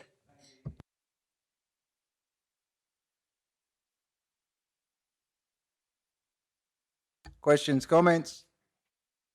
I've just got one. It's probably not directed at Councillor Jones, but just it's probably more an observation. And you know, I watch water with great intent, and surprised over the past few months our storages have dropped to roughly 3% per month. And a little surprised when the figures that go from last month's meeting at 86% down to 85% when we've just gone through some seriously dry weather conditions. And thankfully across our region, and the conversations I've had with people last night and this morning, most people have had, certainly in just in conversation with Councillor Duff, probably the lowest I've heard in 10 millimetres out in your neck of the woods, up to 30 millimetres, which has been greatly appreciated in our region. It doesn't run any water, but it's certainly settled the dust, so it's great to see. But yeah, 86% last month at Boondooma to 85% and 88% on BP Dam last month to 87%. The evaporation rates over the last month, I would have thought, just in everybody's dam storage levels has certainly deteriorated, so hopefully we get some more follow-up rain. Thank you, Councillor Duff, for your report. Councillor Jones, I beg your pardon, but Councillor Duff and she was telling me a little story in at the morning tea room, so I was getting that mixed up. I do apologise. Councillor Duff, Councillor Jones, Councillor Shoemaker. Yes, thank you. Just one question, just with Gordon Brook Dam sitting at 77%, my understanding we really only have, 27% before we hit that 50% cutoff where we can't necessarily use Gordon Brook their water. I just wondered if we'd done any modelling or around how long that water source will actually last, or if there's been any further conversations about Gordon Brook and water quality. Thank you, Councillor Shoemaker. Manager Meehan. Yeah, through the chair. I might take that one on notice, councillor. I did check that number as well. I saw that the other day, and obviously you are right. 50 does start to become very problematic for us with that water source. So I'll raise that with the team, and Tim is actually due back on Monday. So at the next standing committee, I might get him just to talk to some of those considerations if that's suitable. Yeah, that'd be great. Thank you. Thank you. No further comments or questions? No? Report be received. All those in favour? Unanimous. Thank you, Councillor Shoemaker. Moving on to number 8 on our agenda, Natural Resource Management Compliance and Environmental Health Portfolio Report is on page 98, which is mine. So, yeah, happy to present the Natural Resource Management, Rural Services and Agricultural Innovation, Compliance and Environmental Health Report for this month. Rural Services, Natural Resource Management. All work on the main roads network has been completed as at the end of May, and external contractors have been focused on mother of millions within the Hyresville, Wandai and Mergen areas, with some final treatment of giant rat's tail within the Wandai, Mergen and Nanango being undertaken. Council staff have completed several inspections on council roads and reserves of fireweed, ZRT, which is giant rat's tail grass, of course, mother of millions, and groundsel. In feral animal management, the rabbit activity has increased with a total of 12 kilograms of K5 virus-injected carrots being distributed in the Nanango and Bowie area. There's also been an increase in wild dog activity with 12 kilometres of wild dog bait being given out to residents within the Gordon Brook area. This month there was a total of 57 livestock call-outs, 13 animals impounded and 8 traps issued to customers. And I can suggest that with those animal call-outs, with the weather conditions the way they've been, I know a lot of cattle try and encroach onto our roadways where there's probably, in some cases, the only bit of grass that's left. Project update, Building an Invasive Species Management Alliance. The final 2 workshops were held on the 31st of May and the 1st of June, and 7 people attending the Mandubra location and 17 at the Monto location. This means a total of 31 people attended the Gameri, Monto and Mandubra workshops, with the Nanango and Proston workshops project. The Proston workshops. Unfortunately, no landowners attended. A fact sheet with general information about the Alliance project and information on everyone who presented has been distributed to workshop attendees to try and further promote the creation of pest management groups, and this fact sheet is found as an attachment to this report. If councillors and certainly anyone in the general public, this has been an incredible workshop throughout, and I must thank our staff, Manager Brooks and Talisha, for putting that together. It was truly an incredible array of workshops across not just the South Burnett, the Gympie region down in Gameri, and thank you to the North Burnett for being helping us facilitate that in Mandubra and in Monto, and it was extremely well received. And if you flick through the report that's been put together there with the fact sheets, there's some seriously interesting people that presented at those workshops. A little disappointing, certainly, that there wasn't some roll-up when people on the tip of their tongue is always about invasive species, but a great workshop and some wonderful results and wonderful speakers and presentations done there. So thank you, Manager Brooks, and to your staff. Pass that on, not just from myself, but all those involved in that. And the fire management on council reserves, the maintenance and repair of fire trails and access trash is progressing in line with the scheduled burn program of council reserves. Unfortunately, a number of prescribed burns have had to be postponed in the month of July, and currently Tingura, Wandai West, Nanango Fauna Reserve and Staines Road are scheduled to be completed in July. I did see Tingura was burnt the other day, and now we've had some 20 mils across the region. I would expect, and for the public, that there'd be some more controlled burns happening fairly rapidly under these weather conditions. And the RMPC,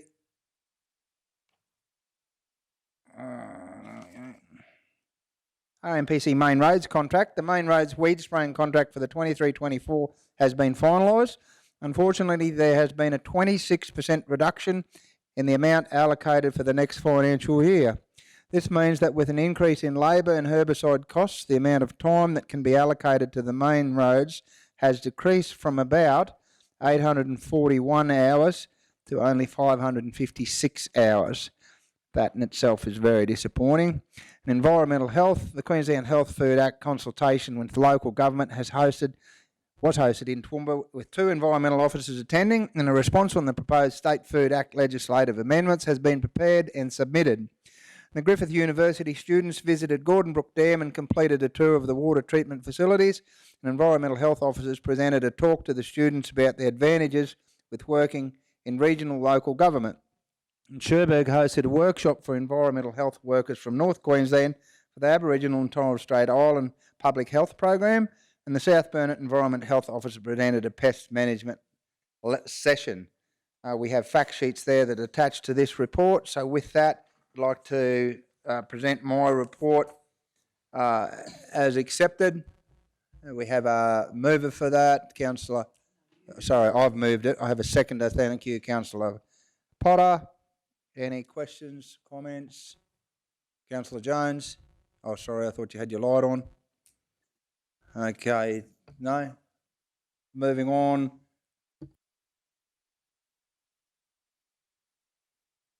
Councillor Shoemaker.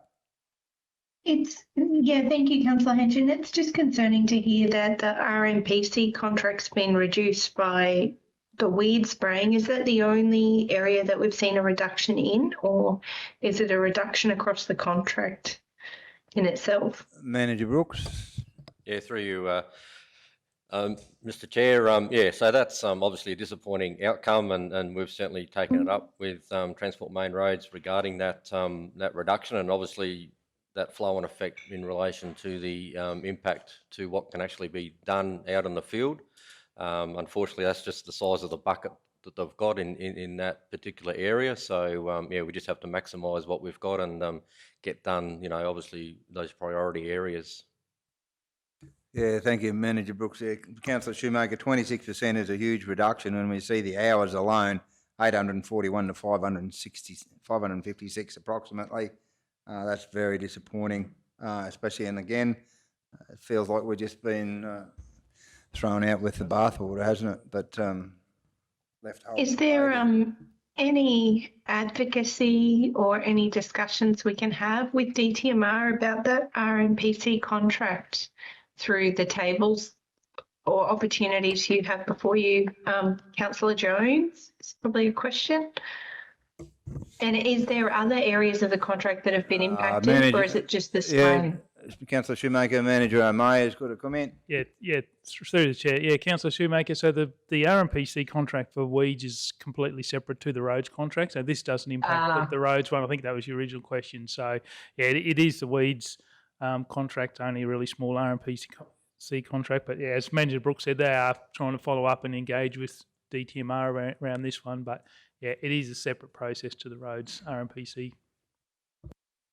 Thank you. Thank you, Councillor Shoemaker. No further questions.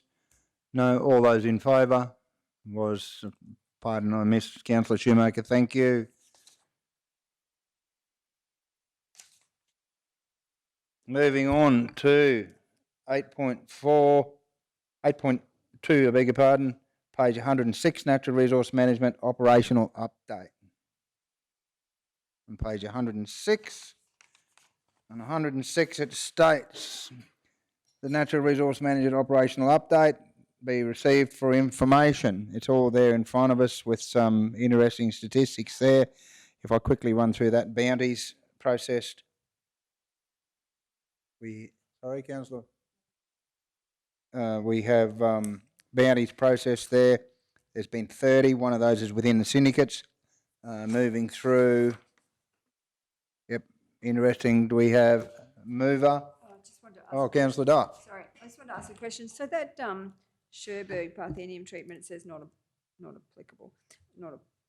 So I just wanted to know, is that, I know that we've been successful in working with Cherbourg Aboriginal Council to get that spraying happening. But what's the long-term plan to keep on top of that Parthenium?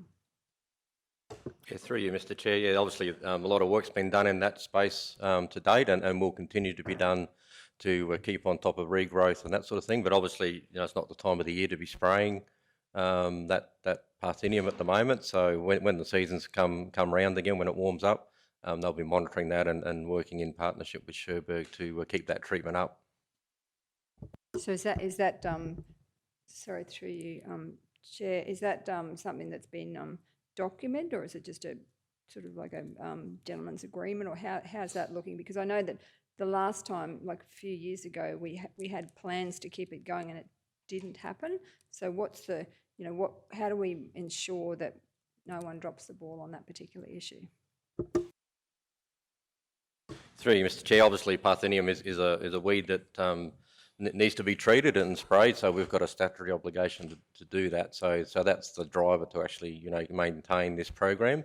And obviously, there's been a lot of money thrown at it, and if we walked away now and didn't continue with it, well then, we've wasted all that money previously. But no, certainly, we've got a good relationship with Sherburg and working jointly to get on top of it because of the the impact that it potentially has not only to South Burnett but also to Sherburg as well. Thank you. So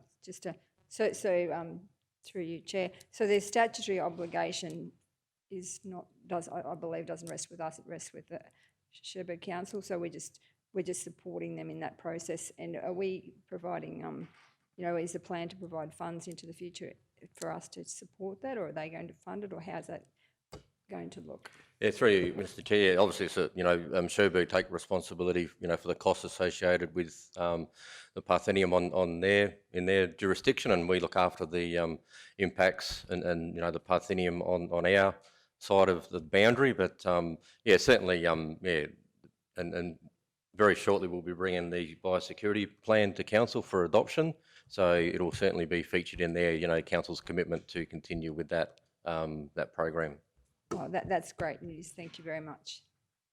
Thank you, Councillor Duff. We jumped the gun. Councillor Shoemaker, just before you do, Councillor Shoemaker, we jumped the gun there a little bit. Natural resources to the information operation update be received. Do we have a mover on that? Councillor Potter, second to Councillor Duff. Thank you. We're in the comments and commentary section now. Councillor Shoemaker. I just had a question just with that biosecurity plan. I just noticed, that we have, I think, an amazing effort to see, over 5 tonnes of meat has been injected for either pig or dog management, feral animal management, which is fantastic. So a huge kudos to the team on all their efforts, and that we've actually baited some 115,392 hectares, which is, impressive. With that biosecurity plan, does that include, I guess where I struggle is understanding, are we on track? Is that successful? What should we be, for a region our size, what sort of area should we be targeting, or how much bait would we really need to control the issue? How many wild dogs, wild pigs are there in the region? I know we've sort of had some conversations about that. So, how do we actually know that the investment is actually helping to create a difference on the ground? And I guess that sort of information helps us make decisions about future budgets or future opportunities to partner in other funded programs. So I'm sorry about the rambling. I guess my question is around the biosecurity plan. Does it sort of provide some of that detail or that framework for us as council to know, when we're tracking well or when we need to improve in this area? Through you, Mr. Chair. Obviously, the plan is forward-looking, and obviously the plan is based around budget and resourcing that we have got, and obviously we're looking at partnerships as well with other stakeholders and other adjoining local authorities. So really, the development of that biodiversity plan is sort of based around budget and resourcing, because we don't want to commit to doing something that we can't actually do, whether it's through lack of funding or lack of people on the ground.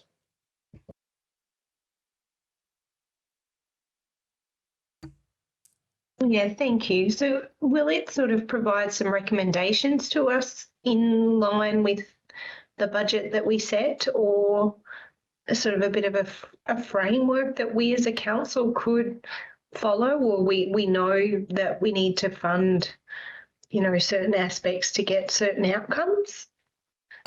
Yeah, through you, Mr. Chair. Obviously, it's a you know, it's a forward-looking plan, as I mentioned, and you know, we'll break down each year what we intend to do in the respective areas, whether it's invasive pests or invasive plants, and then, but obviously, yeah, we know what the budget is. So once again, you know, we just need to make sure that those actions and commitments that we sign up to and get agreement on actually are realistic and achievable. And obviously, you know, the more money and more resources we can have out of council, the more we can do on the ground. Yeah, thank you. Thank you, Councillor Shoemaker. Thank you, Manager Brooks. With that, no further questions or comments. The Natural Resource Manager Operation Update be received for information. All those in favour? Thank you, Councillor Shoemaker. That's unanimous. 8.3 on page 109 of your agenda. The Environment and Waste Services update be received for information. We have a mover, Councillor Potter, seconder, Councillor Duff. Thank you. Comments and questions, commentary?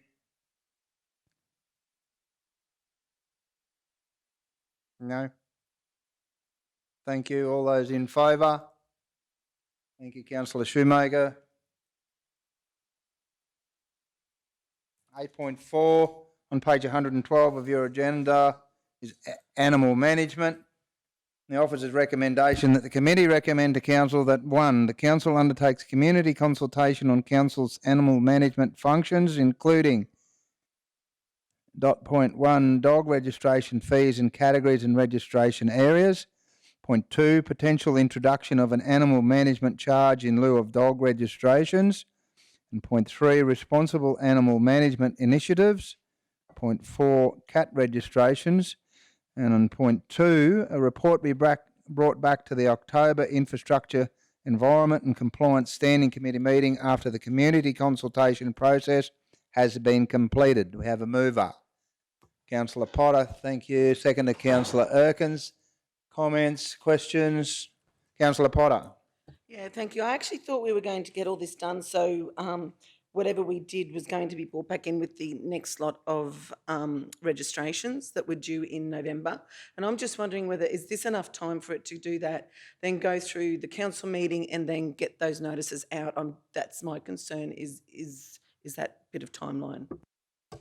Yeah, through you, Mr. Chair. Yeah, obviously it's a pretty tight time frame, but obviously the alternative is to bring something back to September, and that's even, you know, compresses the amount of time we've got to have that conversation with council, develop the resources, you know, do the community consultation, you know, do the interpretation of what all that means, and get a report to council. So, yeah, it's sort of either compress it at the front end or compress it at the back end, and you know, we can have the you know, the renewals ready to go, and then they can just punch in the numbers as council decides at that October meeting.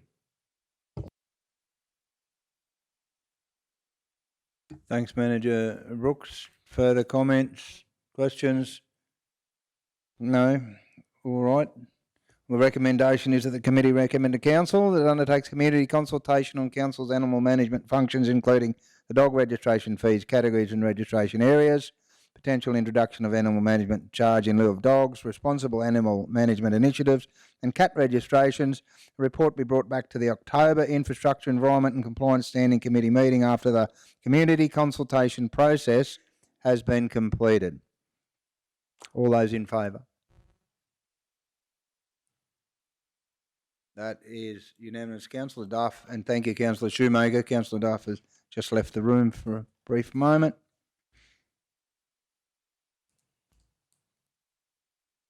Item 9 on our agenda on page 114, disaster management. And the officer's recommendation that Councillor Potter's local disaster management portfolio report to council be received for information. Councillor Potter. Thank you. I was just going to do this at red, but there's a bit of stuff in here that really needs to be said and some other information as well. So the local disaster management group had their quarterly meeting on the 8th of June. As part of this meeting, terms of reference were provided in relation to the newly created working subgroup between South Burnett Regional Council and SES. The subgroup has been created to prepare for transitions with upcoming changes of SES transitioning from QFES to the Queensland Police Service. The subgroup is currently carrying out audits in relation to facilities, ownerships, fleet management, and is currently undertaken by South Burnett Regional Council, SES Area Controller, the local control and disaster management officer.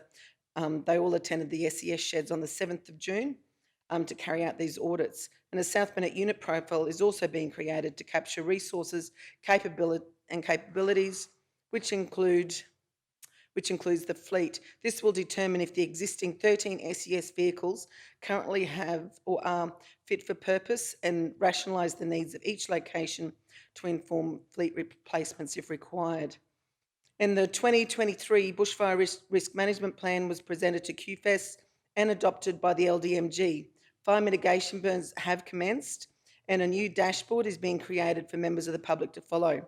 The 2023 media campaign has started and we encourage community to identify their risks and survival plans.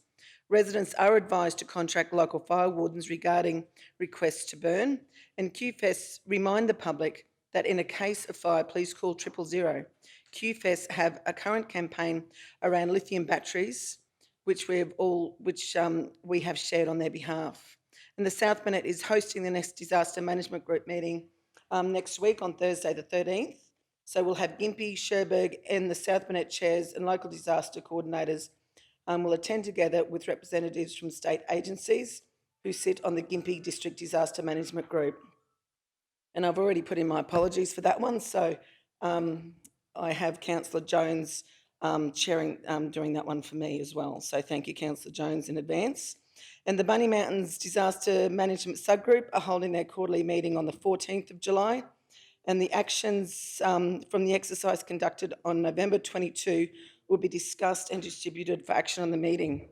I just wanted I attended the disaster conference quite a few weeks ago, and a few things came out of that disaster conference, but I think one of the most important things for the community to know that came out was the change in the Australian warning systems, and there's a new national approach for information to calls to action for hazards like bushfires, storm, flood, cyclone, extreme heat and severe weather. So they're going to be done in different sections. So you've got advice on the yellow, you've got the watch and act on the orange, and you've got emergency warning on the red. So please check out the Australian warningsystems.com.au. There's all the information you need on those new warning systems that are coming out. So it's really important for the whole community to understand what these new warning systems will mean. And they're Australia-wide, so it doesn't matter where you go in the country, it's all the same. Thank you, Mr. Chair, and I'd like to move that my portfolio report be accepted. Thank you. Thank you, Councillor Potter. Seconder, Councillor Duff. Thank you. Questions, comments? I've just got a comment more than anything, and it's great to see QFS and their campaign around lithium batteries. There's many business houses across the state that are doing that. I'd just like to also note that not just lithium batteries, I think batteries in general, and certainly in the rural sector, are extremely dangerous to livestock. The last thing you want is batteries laying around, but a great initiative by the QFES in relation to the lithium batteries and the other business houses. So thank you, Councillor Potter. No further comments or questions. All those in favour? That's unanimous. Thanks, Councillor Shoemaker. You were light. Councillor Potter, are you? Right, thank you.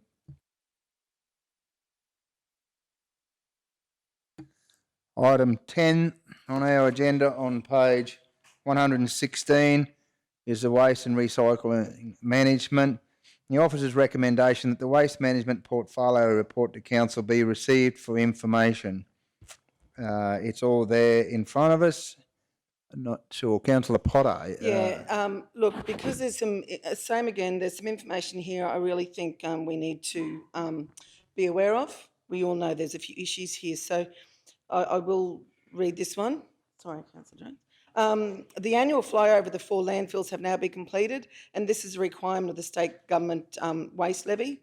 The data is collated and submitted to the state, where it be assessed against volumes of waste and a clean fill report each month by council to ensure compliance with the levy reporting. May saw $148,706.80 returned to the state as part of the domestic waste to landfill prepayment, which is received from the state for the waste levy. For 22-23, council received $1.420778.04 from the state government to the end of May. Council has remitted nearly 1.43 million back to the state by the end of May. Was that correct? Yeah, nearly 1.5. So, and a meeting was held with the LGAQ regarding the out-of-pocket expenses incurred by council this financial year, and correspondence is being sent to the Department of Environment and Science regarding the impact incurred by council, and that's just not us. There's a lot of councils in the same position that are incurring this cost. The evaluation stage of the waste and recyclables collection tender is nearly at conclusion, with report on track to be presented to the July General Council meeting. So we look forward to that one. And the supervision, the development of the specifications are well advanced for the new supervision and landfills management contract. It is hoped to get both specifications out to market by the end of this month to enable a decision to be made by council at the commencement of the new contract by the 1st of November this year. The final review of both Wide Bay and the Darling Downs Southwest Regional Waste Management and Infrastructure Plan are nearing completion. Once the plans have been finalised, they will be presented to council. They have already done a presentation to council, but they will be presenting again to be received and reported. So the reliance on them will be on the state government to assist in funding to further develop and implement these plans. Right, the unsupervised waste facilities. Ongoing issues are still being experienced at the unsupervised waste facilities. There are pictures attached to this report, so have a look at those. In addition to this, on 3 separate occasions, people have been seen by council employees using the bulk bin at Memorandum Transfer Station. One person not even wearing any footwear. Please look after yourselves, it's highly important. But the other thing that's quite exciting for us as council is that we have Sri Pugh has commenced on the 13th of June as our coordinator for waste management. So welcome aboard, Sri, and I think you've got a big job in front of you. I'd like to move that my report be accepted. Thank you. Thank you, Councillor Potter. We have a seconder. Councillor Erkins, thank you. Comments, questions? Councillor Potter?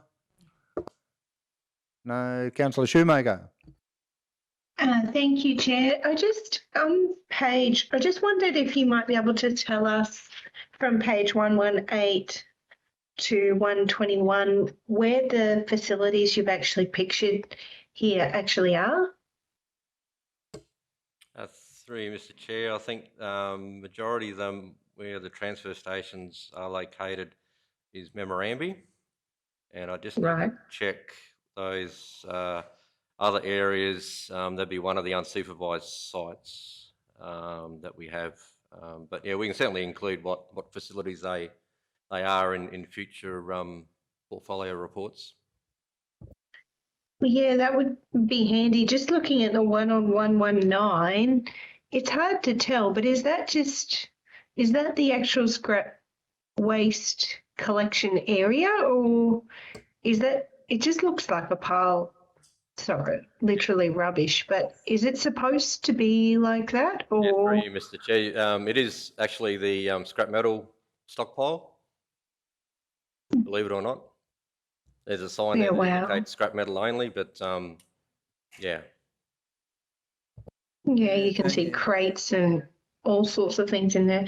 I just wondered, my follow-up question is just, are there any options? I know we've put up some cameras and signage, but just to deter this behaviour, I'm really worried. Like, these images are quite confronting every month, and the reality is council has to clean it up or do something about it, which takes our limited resources off their day-to-day tasks.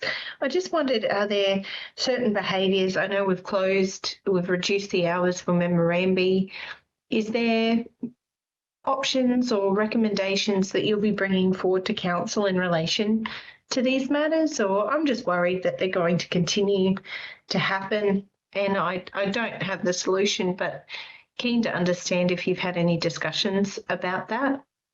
Through you, Mr. Chair. So obviously, we're still working through the waste reduction recycling strategy, which will be coming to council probably in the next couple of months. So in that, whilst we probably won't be identifying specifically which sites, that council should be reviewing, there will be some recommendations there where, council does actually undertake some sort of risk assessment, financial risk assessment, workplace health and safety risk assessment, environmental risk assessment around many of the unsupervised sites because of the risks that they do pose to council and to the public, obviously. So I think we've already had some pretty good discussions with council regarding some of those options going forward into the future. No time frame around that, obviously. But, certainly what we're doing at memorandum is a start, but the problem with memorandum, I guess, is, we're still not going to have it supervised. So, the behaviours that, contained within that report, more than likely are still going to continue, even though we've got reduced hours. So, you really just need that supervision, that person there, on site, making sure people are doing the right thing. And most importantly, keeping recyclables out of your general waste bin, because once it ends up in that bin, it goes straight to landfill. And we all know the diabolical situation that we're in with our landfill space currently. So, it certainly, it just depends on what value you put on that landfill space. But certainly there'll be more to come back to council in the coming months. Thank you. And just with the waste transfer stations, are they actually monitored by the Department of Environmental Sciences? Are they part of our environmental authority, or are they standalone sites? Through you, Mr. How are they actually regulated? Yep. Through you, Mr. Chair. So many of the transfer station sites are still on our environmental authority, but they're probably on there as an old landfill. And as a result, because they're on the environmental authority, they are still subject to auditing and compliance audits by the Department of Environment and Science. Thank you. Thank you, Councillor Shoemaker. Just a question and an observation I know in my travels, seeing an enormous amount of mattresses that have been thrown out. Just a question, is there a regulation or a law about selling second-hand mattresses? And I only ask that because I thought some time ago there was a regulation that you could not sell a used/second-hand mattress. Is that, I'm happy to take that as a question or notice, but I thought that was years ago.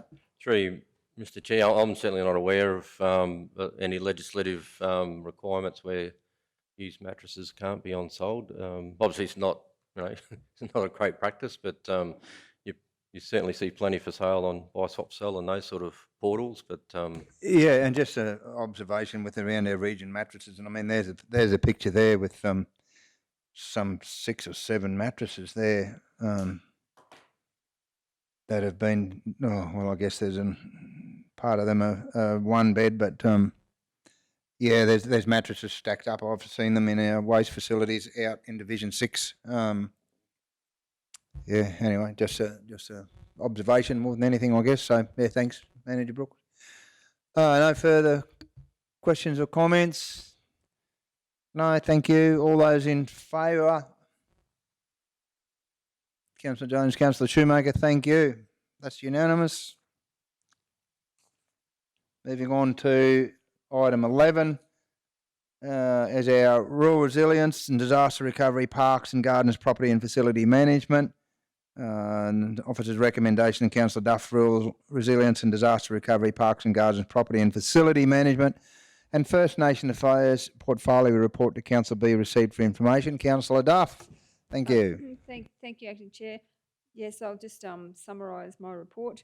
Council, along with Optium Planning Group and Green Edge Design, were awarded the Strategic and Master Planning Award at last week's annual Parks and Leisure Queensland Conference. So that was a big achievement for our Parks and Gardens design and for that whole project. The award recognised the development strategies for parks, open space, sport, recreation and leisure opportunities, and it was open to state and local government consultants, community organisations and state associations. The South Brisbane Regional Council was the only rural regional council to be awarded on the night. So that was well done to the team. Restoration works on the old stone store building at Baduma Homestead has been completed. These works have been given the building the longevity it needs for years to come. That's a fantastic project, and it's well worth people having a look out there at what's been done. Just it's absolutely authentic with the ant bed mixed with the water, and yeah, it was a big job, but it's yeah, an amazing achievement. Parks and Garden staff are well underway with their winter maintenance program, which includes sanding, painting and varnishing timber shoulders and park furniture, cleaning CBD footpaths, inspecting trees and pruning. Parks and Gardens staff will also be attending the Queensland Garden Expo in Nambour on Friday the 7th of July. Works have been completed at Railway Park in Proston. The Wieners and Southern Cross Windmill are now in place. The Parks staff have done a wonderful job, and we actually showed that to the Governor on Monday, and she was very, very impressed with it, and it does look fantastic. Another busy month for Council's Disaster Resilience Officer with 2 mental health first aid courses were held by Queensland and Darling Downs Health. A huge thank you to these wonderful organisations that have and are happy to continue to support our region by providing this much needed training. Biodo had 2 vegetation management workshops. I attended the one in Cloyna, which was very, very well patronised, and I think the Kingaroy one was well attended, and yeah, they were very good workshops, and also because it was an opportunity to have a meal, it was a good place for farmers and community members to gather, particularly at Cloyna there, where they probably don't get out very much. It was a great night, just also not only about the workshop, but about meeting, mingling and talking with like-minded people. Red Cross have once again provided another round of training at various schools across our region, delivering the Pillowcase project to 5 more South Burnett schools. And they had said that they made the comment that the more schools in the South Burnett have participated in the Pillowcase project than in any other region. So that's obviously been rolled out really well, and I know that was a very, Linda was very passionate about that, Peter, and so she obviously did a fantastic job. The South Burnett Regional Council are hosting NAIDOC Week celebrations tomorrow in the forecourt. We have Auntie Flo doing the Welcome to Country, and the Wok Wok dancers will be performing at 12:30 p.m. Make sure you're out and about and in the forecourt for that particular event, which will is part of NAIDOC Week. Community Development Team have also organised Kingaroy Rotary to provide a free sausage sizzle. So not only can you participate in the celebration of NAIDOC Week, but you also can have a free sausage provided by Kingaroy Rotary Club. So that's all good. So I'd like to move my report. Thank you, Acting Chair. Thank you, Councillor Duff. Have a seconder, Councillor Potter. Comments, questions? Councillor Potter. Yeah, thank you. I think as a follow-on to Councillor Duff's report, I'd like everyone to know that there's actually a youth mental health first aid course at Nanango on the 16th and 17th of October from 9 to 4 p.m. on both days. That is a free course supported by the resilience funding through the Queensland and the Australian Government and Council. So please, that should be on the Council Facebook page, I'm thinking, but I'm sure all the councillors will share it to the Councillor Erkins and Councillor Duff will all share it to our pages, which I think is really important. The more people that do these mental health first aid courses, the better equipped our community is. So thank you. Thank you, Councillor Potter. Yeah, look, and Can I just touch, Councillor Duff, on the Red Cross and the pillowcase project? Privileged to be involved in 5 of those myself. And Councillor Potter, you touched on your local disaster management group update in relation to 2023 media campaign started, and we encouraged the community to identify their risks and survival plans. I didn't have a clue what that pillowcase project was until I started to attend them, and what an absolutely wonderful initiative by Red Cross. It was amazing how the kids embraced that, and how when they started with the pillowcase, and the initiative of it is just that, to, in the event of emergency or something, kids are aware of what they might be able to quickly grab, because we've seen in the past 12, 18 months or couple of years, that's for sure, in emergency situations, people are left high and dry, and certainly the kids, that initiative with those pillow slip was absolutely fantastic. I did Cumbria, Warrell and Crawford, Wandai and Tingura, and I know fellow councillors attended the others around our region. It was a great thing and great for the kids, and it was good to see the local disaster management also acknowledging survival and plans and risk management and assessments. So a great initiative. Just on the Councillor Duff on the Prost and Wieners, yeah, wonderful to see the Governor out there. Would have been probably a little inclement weather at the time, but yeah, certainly the locals were appreciative. But it would have been nice if probably the more locals perhaps would have been able to share that with the Governor. But a wonderful day, and it was great to see the Governor in our region with those hospitals, Wandai, Mergen and out to Proston. So thanks, Councillor Duff. No more commentary. All those in favour? Beg your pardon. Sorry, Councillor Shoemaker. Thank you. I was just going to give a huge shout out to the team in relation to the award for the Kingaroy Memorial Park and WJ Lang Memorial Olympic Swimming Pool Master Plan. I did attend the awards night with the CEO and our Parks and Gardens team to support them, and I can say I was so very proud of the work they'd done.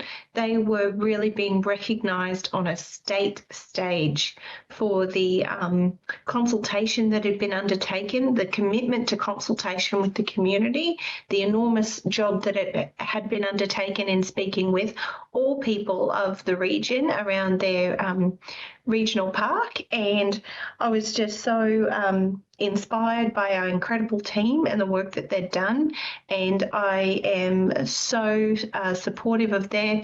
We will now be go through to the national competition, and I think for a regional council in Queensland to be recognised in this way and to actually be a contestant for the Australia-wide competition and recognised for excellence in the work that we've done really is an extraordinary achievement. And I just wanted to congratulate the team. I know they've put their hearts and souls into that project, and with Manager Leanne leading the way, and we really should be very proud of their achievements. Thank you, Councillor Shoemaker. Yes, certainly, you're correct there. Do apologise for missing you there briefly. Again, you're behind my coffee cup, so I'll go to all those in favour. Thank you, that's unanimous. Moving on, item 12 on our agenda, Parks and Gardens, Facilities and Parks Operational Update on page 124. The officer's recommendation that the Facilities and Parks Operational Update be received for information. I have, good morning, Manager Peterson. Did you have something you'd like to run through with what's in front? No, it's quite explanatory there, and there's a lot of detailed capital works that's been there, completed and in the process. Works for Queensland projects, Building Better Regions, Round 5, BBRF, which is the Wandai swimming pool. It's all listed there in front of you, and for everyone, local government grants and subsidies programs. Facilities and Parks, Asset Management, Land Review, very detailed parks and customer requests. Yeah, interesting statistics and figures there. And thank you to the work that goes into that report. Thank you. Any further? We move that be accepted. Councillor, got a question. Oh, councillor Potter, yes. Thank you, through you, Chair. Whether this is to GMO May or Manager Peterson. Last year we moved a motion about the removal of the garden beds in Memorial Park. And we've just, after having under 8 stay there, I'm just wondering when the removal of the garden beds were going to take place. Thank you. Through you, Acting Chair. Yes, we have issued an order to a contractor to commence those works. So everything is on track. We're just lining up a number of works at the same time, so we just get value for money. So those works will be completed, I would imagine, here before November, and that just gives us time to just do a couple of other jobs at the same time when they come in to do that. Thank you. Okay, through you again, Mr. Chair, just to sort of follow on from that one. I also did notice that the rubber matting, I'm gathering this might be done at the same time, but underneath that exercise equipment near the Go Getter Girls hut, it's literally non-existent. So are we just going to pull that, or is there a need for that rubber matting there, or I just would like to know what's happening with that one then too. Yep, thank you for the question. We will need to have a look at the rubber matting. Yes, it has completely failed and does need to be removed. What we will need to do is a costing to see whether or not we replace it. In our master plan for Memorial Park, that exercise equipment isn't necessarily there. So what we'll need to do is have a look about where we're going to relocate some of that exercise equipment. I know we had some ideas about the exercise equipment being moved down onto the Pajoki Peterson walkway down there. So there might be a more suitable location, and then we actually redo that material. So we'll work out some costings and bring that back to council as a future project for consideration. Thank you, councillor Potter. Manager Peterson, no further comments, questions? No?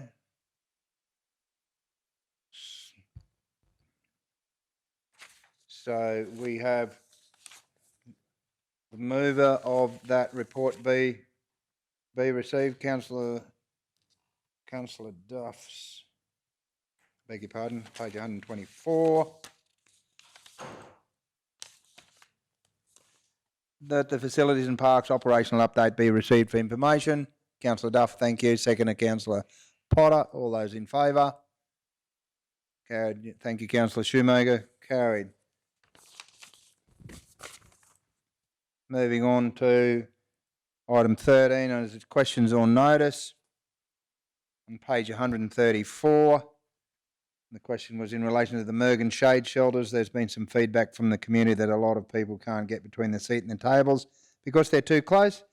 And Councillor Duff has asked, is it possible the seats could be put further back? There's a design there, or I'm assuming that that's a regulatory design or standard. Is that, Manager Peterson? And there's an explanation there, Councillor Duff. I'll just read that quickly. The table and seat settings have been installed as per the manufacturer's instructions.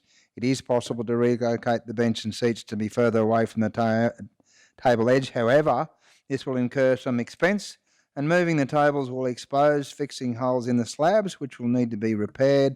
Additional anti-vandal fixings will need to be purchased to replace those destroyed during the relocation, and the applied finish to the slabs has been installed around the furniture legs, so moving the seats will expose raw concrete, which will need to be refinished. Manager Peterson, anything to add to that?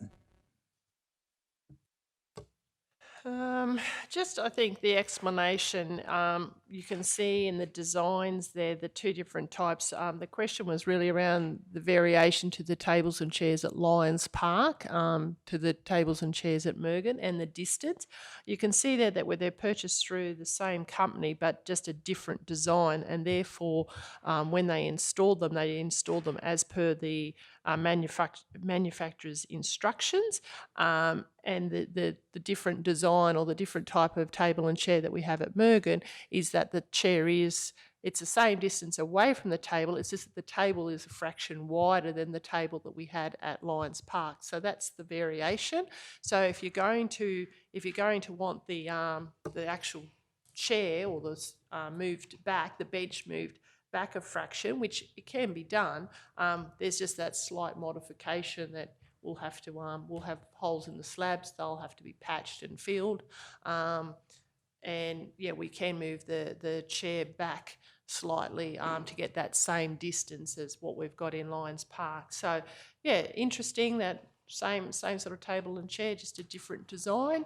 And the design with this table, the lip of the table edge just slightly curves over, and that's what's giving that extra 30 mil, I think it is in total. And that's where the variation is in the table. So happy to take that back and do the modification, and those modifications we would pick up under our maintenance budget. Thanks, Manager Peterson. I guess, like, they're only extremely new, and if the feedback has been, would it be a suggestion that, now when you look at that design there, the actual edge of that seat is directly in line with the edge of the table, which is tapered as well. And obviously that's for entry and exit off the seat and the table. Yeah, look, it would be a shame to be cutting things off and redesigning it. Perhaps would it be a suggestion that left for a period of time and just to see whether there's any further commentary around that? Councillor Erkins. Through you, Mr Chair, being a rotund person myself, I do understand sometimes it is difficult to get into those seats, but I normally just sit on the edge and turn around. I know if they are too far apart for kids, you know, it's an issue. These ones with them being a little bit further over are better for kids sitting at it. And as I said, I personally, it doesn't matter how far apart, I don't like getting in and sliding along those seats, so I normally sit with my back to the table or sit on the corner. So I think we could probably work with them. I think to bring them out would, you know, while you fix it for some, you spoil it for others, and the expense of doing that I don't think is really warranted for, you know, probably should encourage everyone to get more healthy. Thank you, Councillor Erkins, and I appreciate, as much as you say you're rotund, I have longer legs than probably most as well. So I certainly work around where I sit, and that's often at the end of the table, so I get some leg room. But take your point, and the communities as well. Councillor Duff, you happy with that response? The recommendation that the response to the question regarding Mergan Shade, as raised by Councillor Duff, be received and noted. I'm just wondering whether maybe do a bit more consultation around. I've had a bit of feedback, but it's not been massive. Maybe just do a bit more consultation before we make a decision on it. Is that okay? Just sort of, yeah, because there's been a couple of people, but yeah, I'm not really sure. Well, I think they're relatively new, and if we've got a commentary from a handful of people, we'll certainly take that on board, but it'd be nice to, I guess, see in time as to how it's accepted generally. So, and if that's, the Chamber's happy with that? Councillor, Manager Peterson, to comment? No, I'm happy to take that on board, Councillor Duff. I think that's a great idea. We just, wait and get a bit more feedback. We're talking up there all the time. We've got stage 2 to happen for QE2. So as we work through stage 2, we'll hear back from the community and get some more feedback, and we'll take that on board as we get that feedback. Thank you. Yeah, all right. A suggestion we leave that lay on the table until next meeting. This might be a bit of a boy thing comment, but rather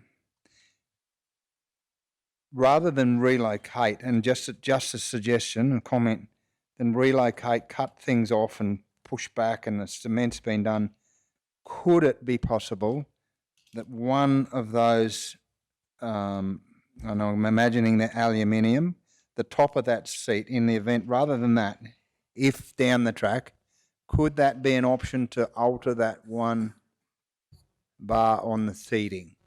Hypothetically. No? We did have a look at that and talk to the manufacturer of how we would actually take the one outside slat off each of the tables, which is that curved section, but it isn't possible. We need to modify the brace underneath. So our suggestion is leave the table as is, and modify, if you're going to modify anything, modify the bench. But yeah, I think at this point we leave as is. Let's get on to stage 2 of QE2 and get some community feedback on the tables and chair distance through that process. Yep. Well, that being said, can we leave that lay on the table until a period of time passes and further community feedback, or liaise or look at options there? Is that okay? Everyone in the chamber? Councillor Shoemaker, you happy with that? Nodding ahead, thank you. We need that moved. Councillor Duff, that we leave it lay on the table. A seconder. Councillor Erkins, thank you. All those in favour? Thank you, Councillor Shoemaker. That's unanimous. 13.2, pool contracts on page 137. And the question was, when do the Nanango, Kingaroy and Wandoi swimming pool contracts come up? The response was the Wandoi swimming pool contract started on the 1st of September 2022 with term 2 year with the option of 2 year. If option is exercised, then contract would finish end of the swimming season 2026. And the Kingaroy swimming pool contract started 13th of September 2021 with term agreement of 1 year with an option of 1 year by 5. And options have been exercised with contract finishing end of swimming season 2025. And the Nanango swimming pool contract started on the 18th of September 2020 with a term agreement of 2 years with a further option of 3 years. The option has been exercised with the contract finishing in 2025. That response to the question regarding the pool contract was raised by Councillor Jones. That'll be received and noted. Are you happy with that response, Councillor Jones? Well, the following question was on notice from yourself, actually, so all right.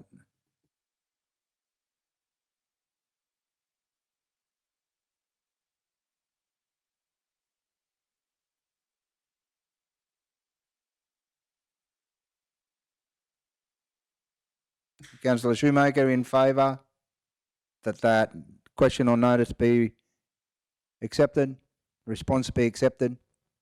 Thank you. That's unanimous. 13.3, pool comparisons on page 138. And the following question was received from Councillor Erkins: how do our pools compare with other places? The response is there, just quickly. Neighbouring councils were contacted via phone and email in relation to this question. North Burnett, Gympie, Toowoomba, Western Downs and Somerset regions. 2 councils supplied information. Toowoomba and Somerset region councils, other councils did not supply a response. The Toowoomba Regional Council, aquatic centres are financed through council, which includes paying of wages, electricity, etc. Hiring of staff is conducted through council human resources department, and programs are also organised by council. The Somerset Regional Council structures our management agreements for aquatic facilities whereby SRC pays the facility manager or the leasee a monthly management fee to operate the facility per SRC specifications. Additionally, SRC are responsible for payment of operating expenses, including utilities, chemicals and maintenance. SRC are also responsible for capital works and other facility upgrades. And the facility manager is responsible for all other operating expenses, including but not limited to staff, including qualifications and accreditations, development of operating procedures, for example, operation manual, supervision plan, risk management plans and emergency procedures, and insurance for facility activities, kiosk equipment and stock, and cleaning grounds, maintenances, marketing activities and activity equipment. The recommendations that the response to the question regarding the pool comparison raised by Councillor Erkins be received. Councillor Erkins, yes. Through you, Mr Chair. I would like, if it's possible, to go back to those other councils who haven't responded and ask them again if they can give us a response. And I'd like to know that then, how does that compare financially with how we do things and how they do things with the different operations? Yes, I see why you're asking the question, and we would like to know some of that information as well. The problem we had when we contacted these councils is that they didn't want to share the information about how much they're paying their contractors with us, so it was all held confidentially. Yeah, so we could probably ask a question of another council, what is their operating budget for swimming pools in each pool, and try to get a bit of a breakdown. But yeah, it was difficult to get that from them. So it's not, I don't really want to know whether they pay their contractors more than we pay our contractors. Right. But what I would like to know is the difference between having a contractor come in and lease it out and compared to council actually running it themselves. That's probably the difference that I'd like to have a look at. And I do realise that it's more than the money. It's also a lot of extra workload that would come on to someone. But it would be interesting to see the difference in cost, because I know, just doing a little bit of research myself on pools, and we often say about the fact that we have 5 pools, and I looked in Logan City, where they have in Logan City they have a population of 326,000 for their pool. In Brisbane they have 22 pools, which works out 1 million people per pool. And like ours, I mean, we've got a similar, it's cost you the same to run a pool. So I'd like to work out if there are different ways to do that, and if we can bring those expenses down. Yeah. Yeah. Manager O'May, yep. Through the chair, yeah, the expenses is one side, but the difficulty we have is the revenue. So if a contractor in Brisbane, there's 1 million people, they can sell so many swimming lessons, they can sell, so it's the revenue that they can generate. So they that might not necessarily even need to be paid for council. So it might cost council nothing for those. So yeah, it is a very difficult one to quantify when you're only looking at one side. So, yeah. I wasn't actually comparing our running costs with that. I was just pointing out the fact that as a region, we have 5 pools for 34,000 people, which is a great expense to our community and to our ratepayers. 6 pools. So that's what I was actually pointing out. So I'm not, I don't want to compare apples with oranges, but I would like, and I understand, the responsibility would be a lot more responsibility on council. We would have to have qualified people working in there. I understand all that, but I would still like to see the breakdown of what it would cost, whether there's any point in going any further down that road. I mean, if it's going to cost us heaps more, staff's going to be too hard to get, well, then it's not possible. But I do believe that with that many pools, it is something, it's a great expense to us. It's something that our community, we want to offer that to our community, but if we looked at the other options that are available to us. Thank you, Councillor Erkins. Manager Peterson? Yeah, so what I'm hearing, it's probably a bit more of a business review on our pools than just comparing with other councils. Because what I'm hearing there is we need to do a review of if we were to manage the pool ourselves with our own staff, that type of model, what would that look like and what sort of cost would that incur? Is there savings in that sort of model compared to the model that we've got at the moment? And the other thing I think you're asking is there a different type of model out there as well and that's why you're asking us to get in contact with the other councils. So I see it as a bit more of a business review of the models we're utilising to run the pools in the future. And happy to have a look at that and see what that would look like and how would we do that. Have we got the resources in-house to do that? What sort of assistance would we need to do that type of business review? And question ourselves to look at the model and see if there's any efficiencies or a better way of doing things. So happy to have a look at that and bring that back as a report at a later date for councillors to consider.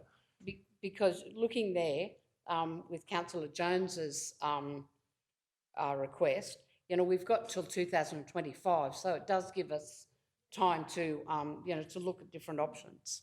Thank you. Mr. CEO, your direction on that, could we, a motion to, and as Manager Peterson's alluded to, put something in place to do a business case? Just acting chair on the end of that one, received and noted, and a further report be brought back regarding business review on council pool operations and costs. How long, Leanne? Approximately 6 months would be good. Yeah, so September then.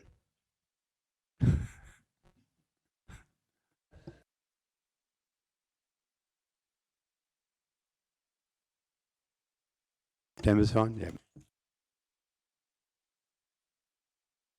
Okay, so we have a recommendation there from the question or notice that the response to the question regarding pool comparisons raised by Councillor Jane Erkins be received and noted, and a further report be brought back to the September Standing Committee regarding business review of council pool operations and costs. Do we have a mover on that? Councillor Erkins, a seconder, Councillor Potter. No further comments. Manager I just had a O'May. question. Oh, I beg your pardon. I've just got Manager O'May just going to quickly, Councillor Shoemaker. Oh, sorry. Councillor Shoemaker, yes. Just a question in relation to the process. It was my understanding some of this work would possibly happen under the service level review, or would this be a separate discussion? It's probably a question for CEO Mark. Through our operational plan, it's my understanding for council to find further efficiencies. We're going to review all of our services and really intimately understand what we require to deliver on them. Is this part of the service level review, our pool management, or are we talking about, a different discussion similar to what we've done with the sale yards, or, I guess I'm thinking about some of the things council's already doing, and I don't disagree, but I know, I think it could benefit from a working group and or it could be part of our current projects. I'm just mindful of resourcing. Yep, thanks, Councillor, and then through you, Acting Chair. Given the Councillor's questions and the request for a report, which any councillor can do, this one would run in parallel. We would have picked out, but now what sequence it would sit in the service review, I probably couldn't give you a definitive answer today, but whatever work we do onto this can be fed into that service review. But I just think, I don't think this one's going to solve and certainly the report coming back by September won't solve the service review question, but it may just add a little bit more information and feed into that larger process. Thank you, Mr. CEO. Councillor Erkins. No, one of the, just to add to that, not actually to add to the motion, but just things like learn to swim classes and different activities, if council were doing, perhaps they could be coordinated amongst the whole lot rather than them all running separate things. So I just see that there would be some types of efficiencies if we were managing ourselves. But anyway, I'll leave that. So you want to go to learn to swim class, do you? Yep. Okay. All right. So we have that recommendation in front of us. The response to the question regarding pool comparisons raised by Councillor Erkins be received and noted, and further report brought back to September Standing Committee regarding business review of council pool operations and costs, moved by Councillor Erkins and seconded by Councillor Potter. All those in favour? Thank you, Councillor Shoemaker. That's unanimous. Moving on to 13.4. The Infrastructure Department received the below question on notice, and that was 1, what chainage of Glenrock Road Menyam is being patrol graded? And the response was Glenrock Road Menyam is patrol graded from Menyam Road to chainage 1750. The patrol grading on this road was completed on the 12th of June. And the recommendation that the response to the question be raised, received and noted. Do we have a mover on that? Councillor Potter, seconder. Councillor Jones, Manager Mann. No, thank you. For those that aren't aware, Glenrocks Road is along the Manium Road, and the question was brought forward, and I've made comment on this before, simply in relation to a road that may be used by some of our renewable energy departments that's coming into our region. It's a laneway and it has been graded. I was down there the other day.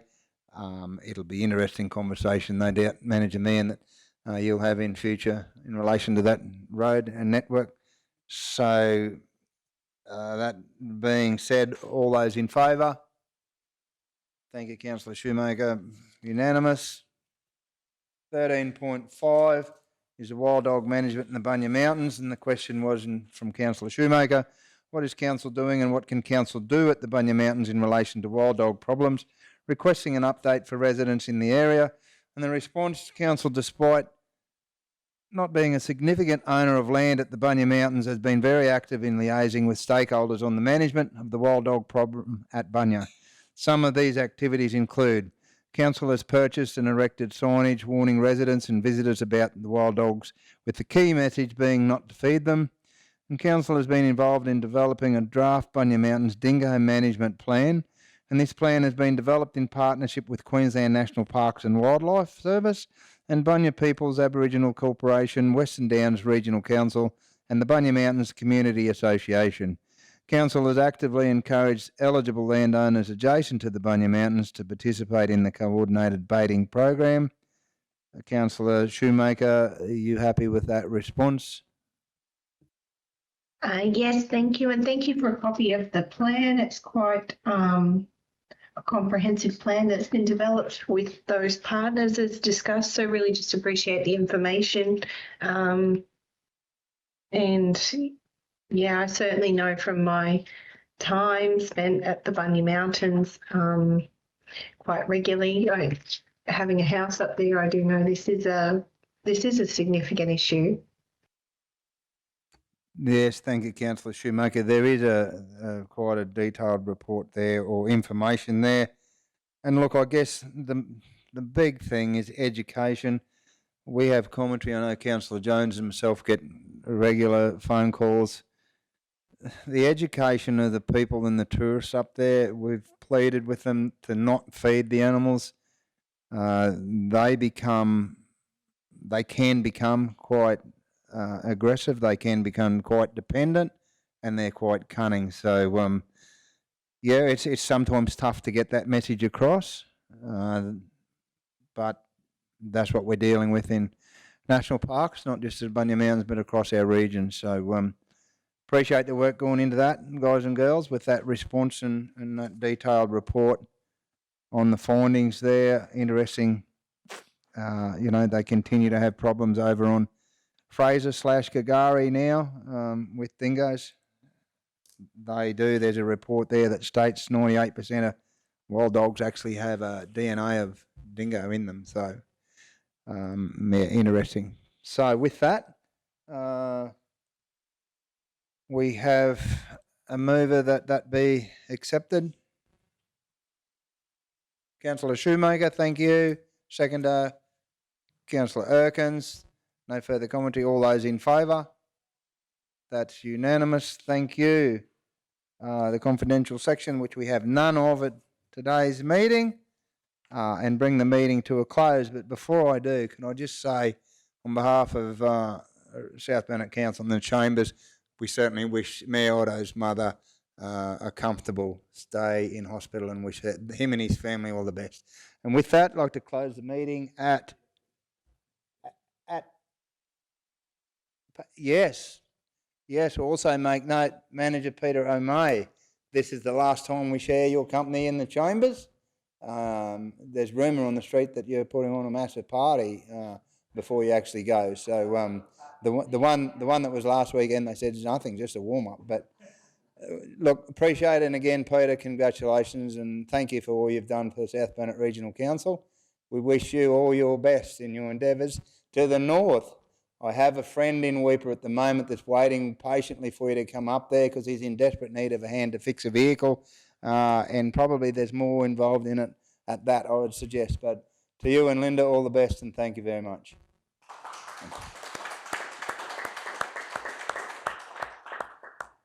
Thank you, Councillor Shoemaker. With that, we'll close the meeting at exactly 12 o'clock. And thank you for your attendance and enjoy the rest of the day. Thank you.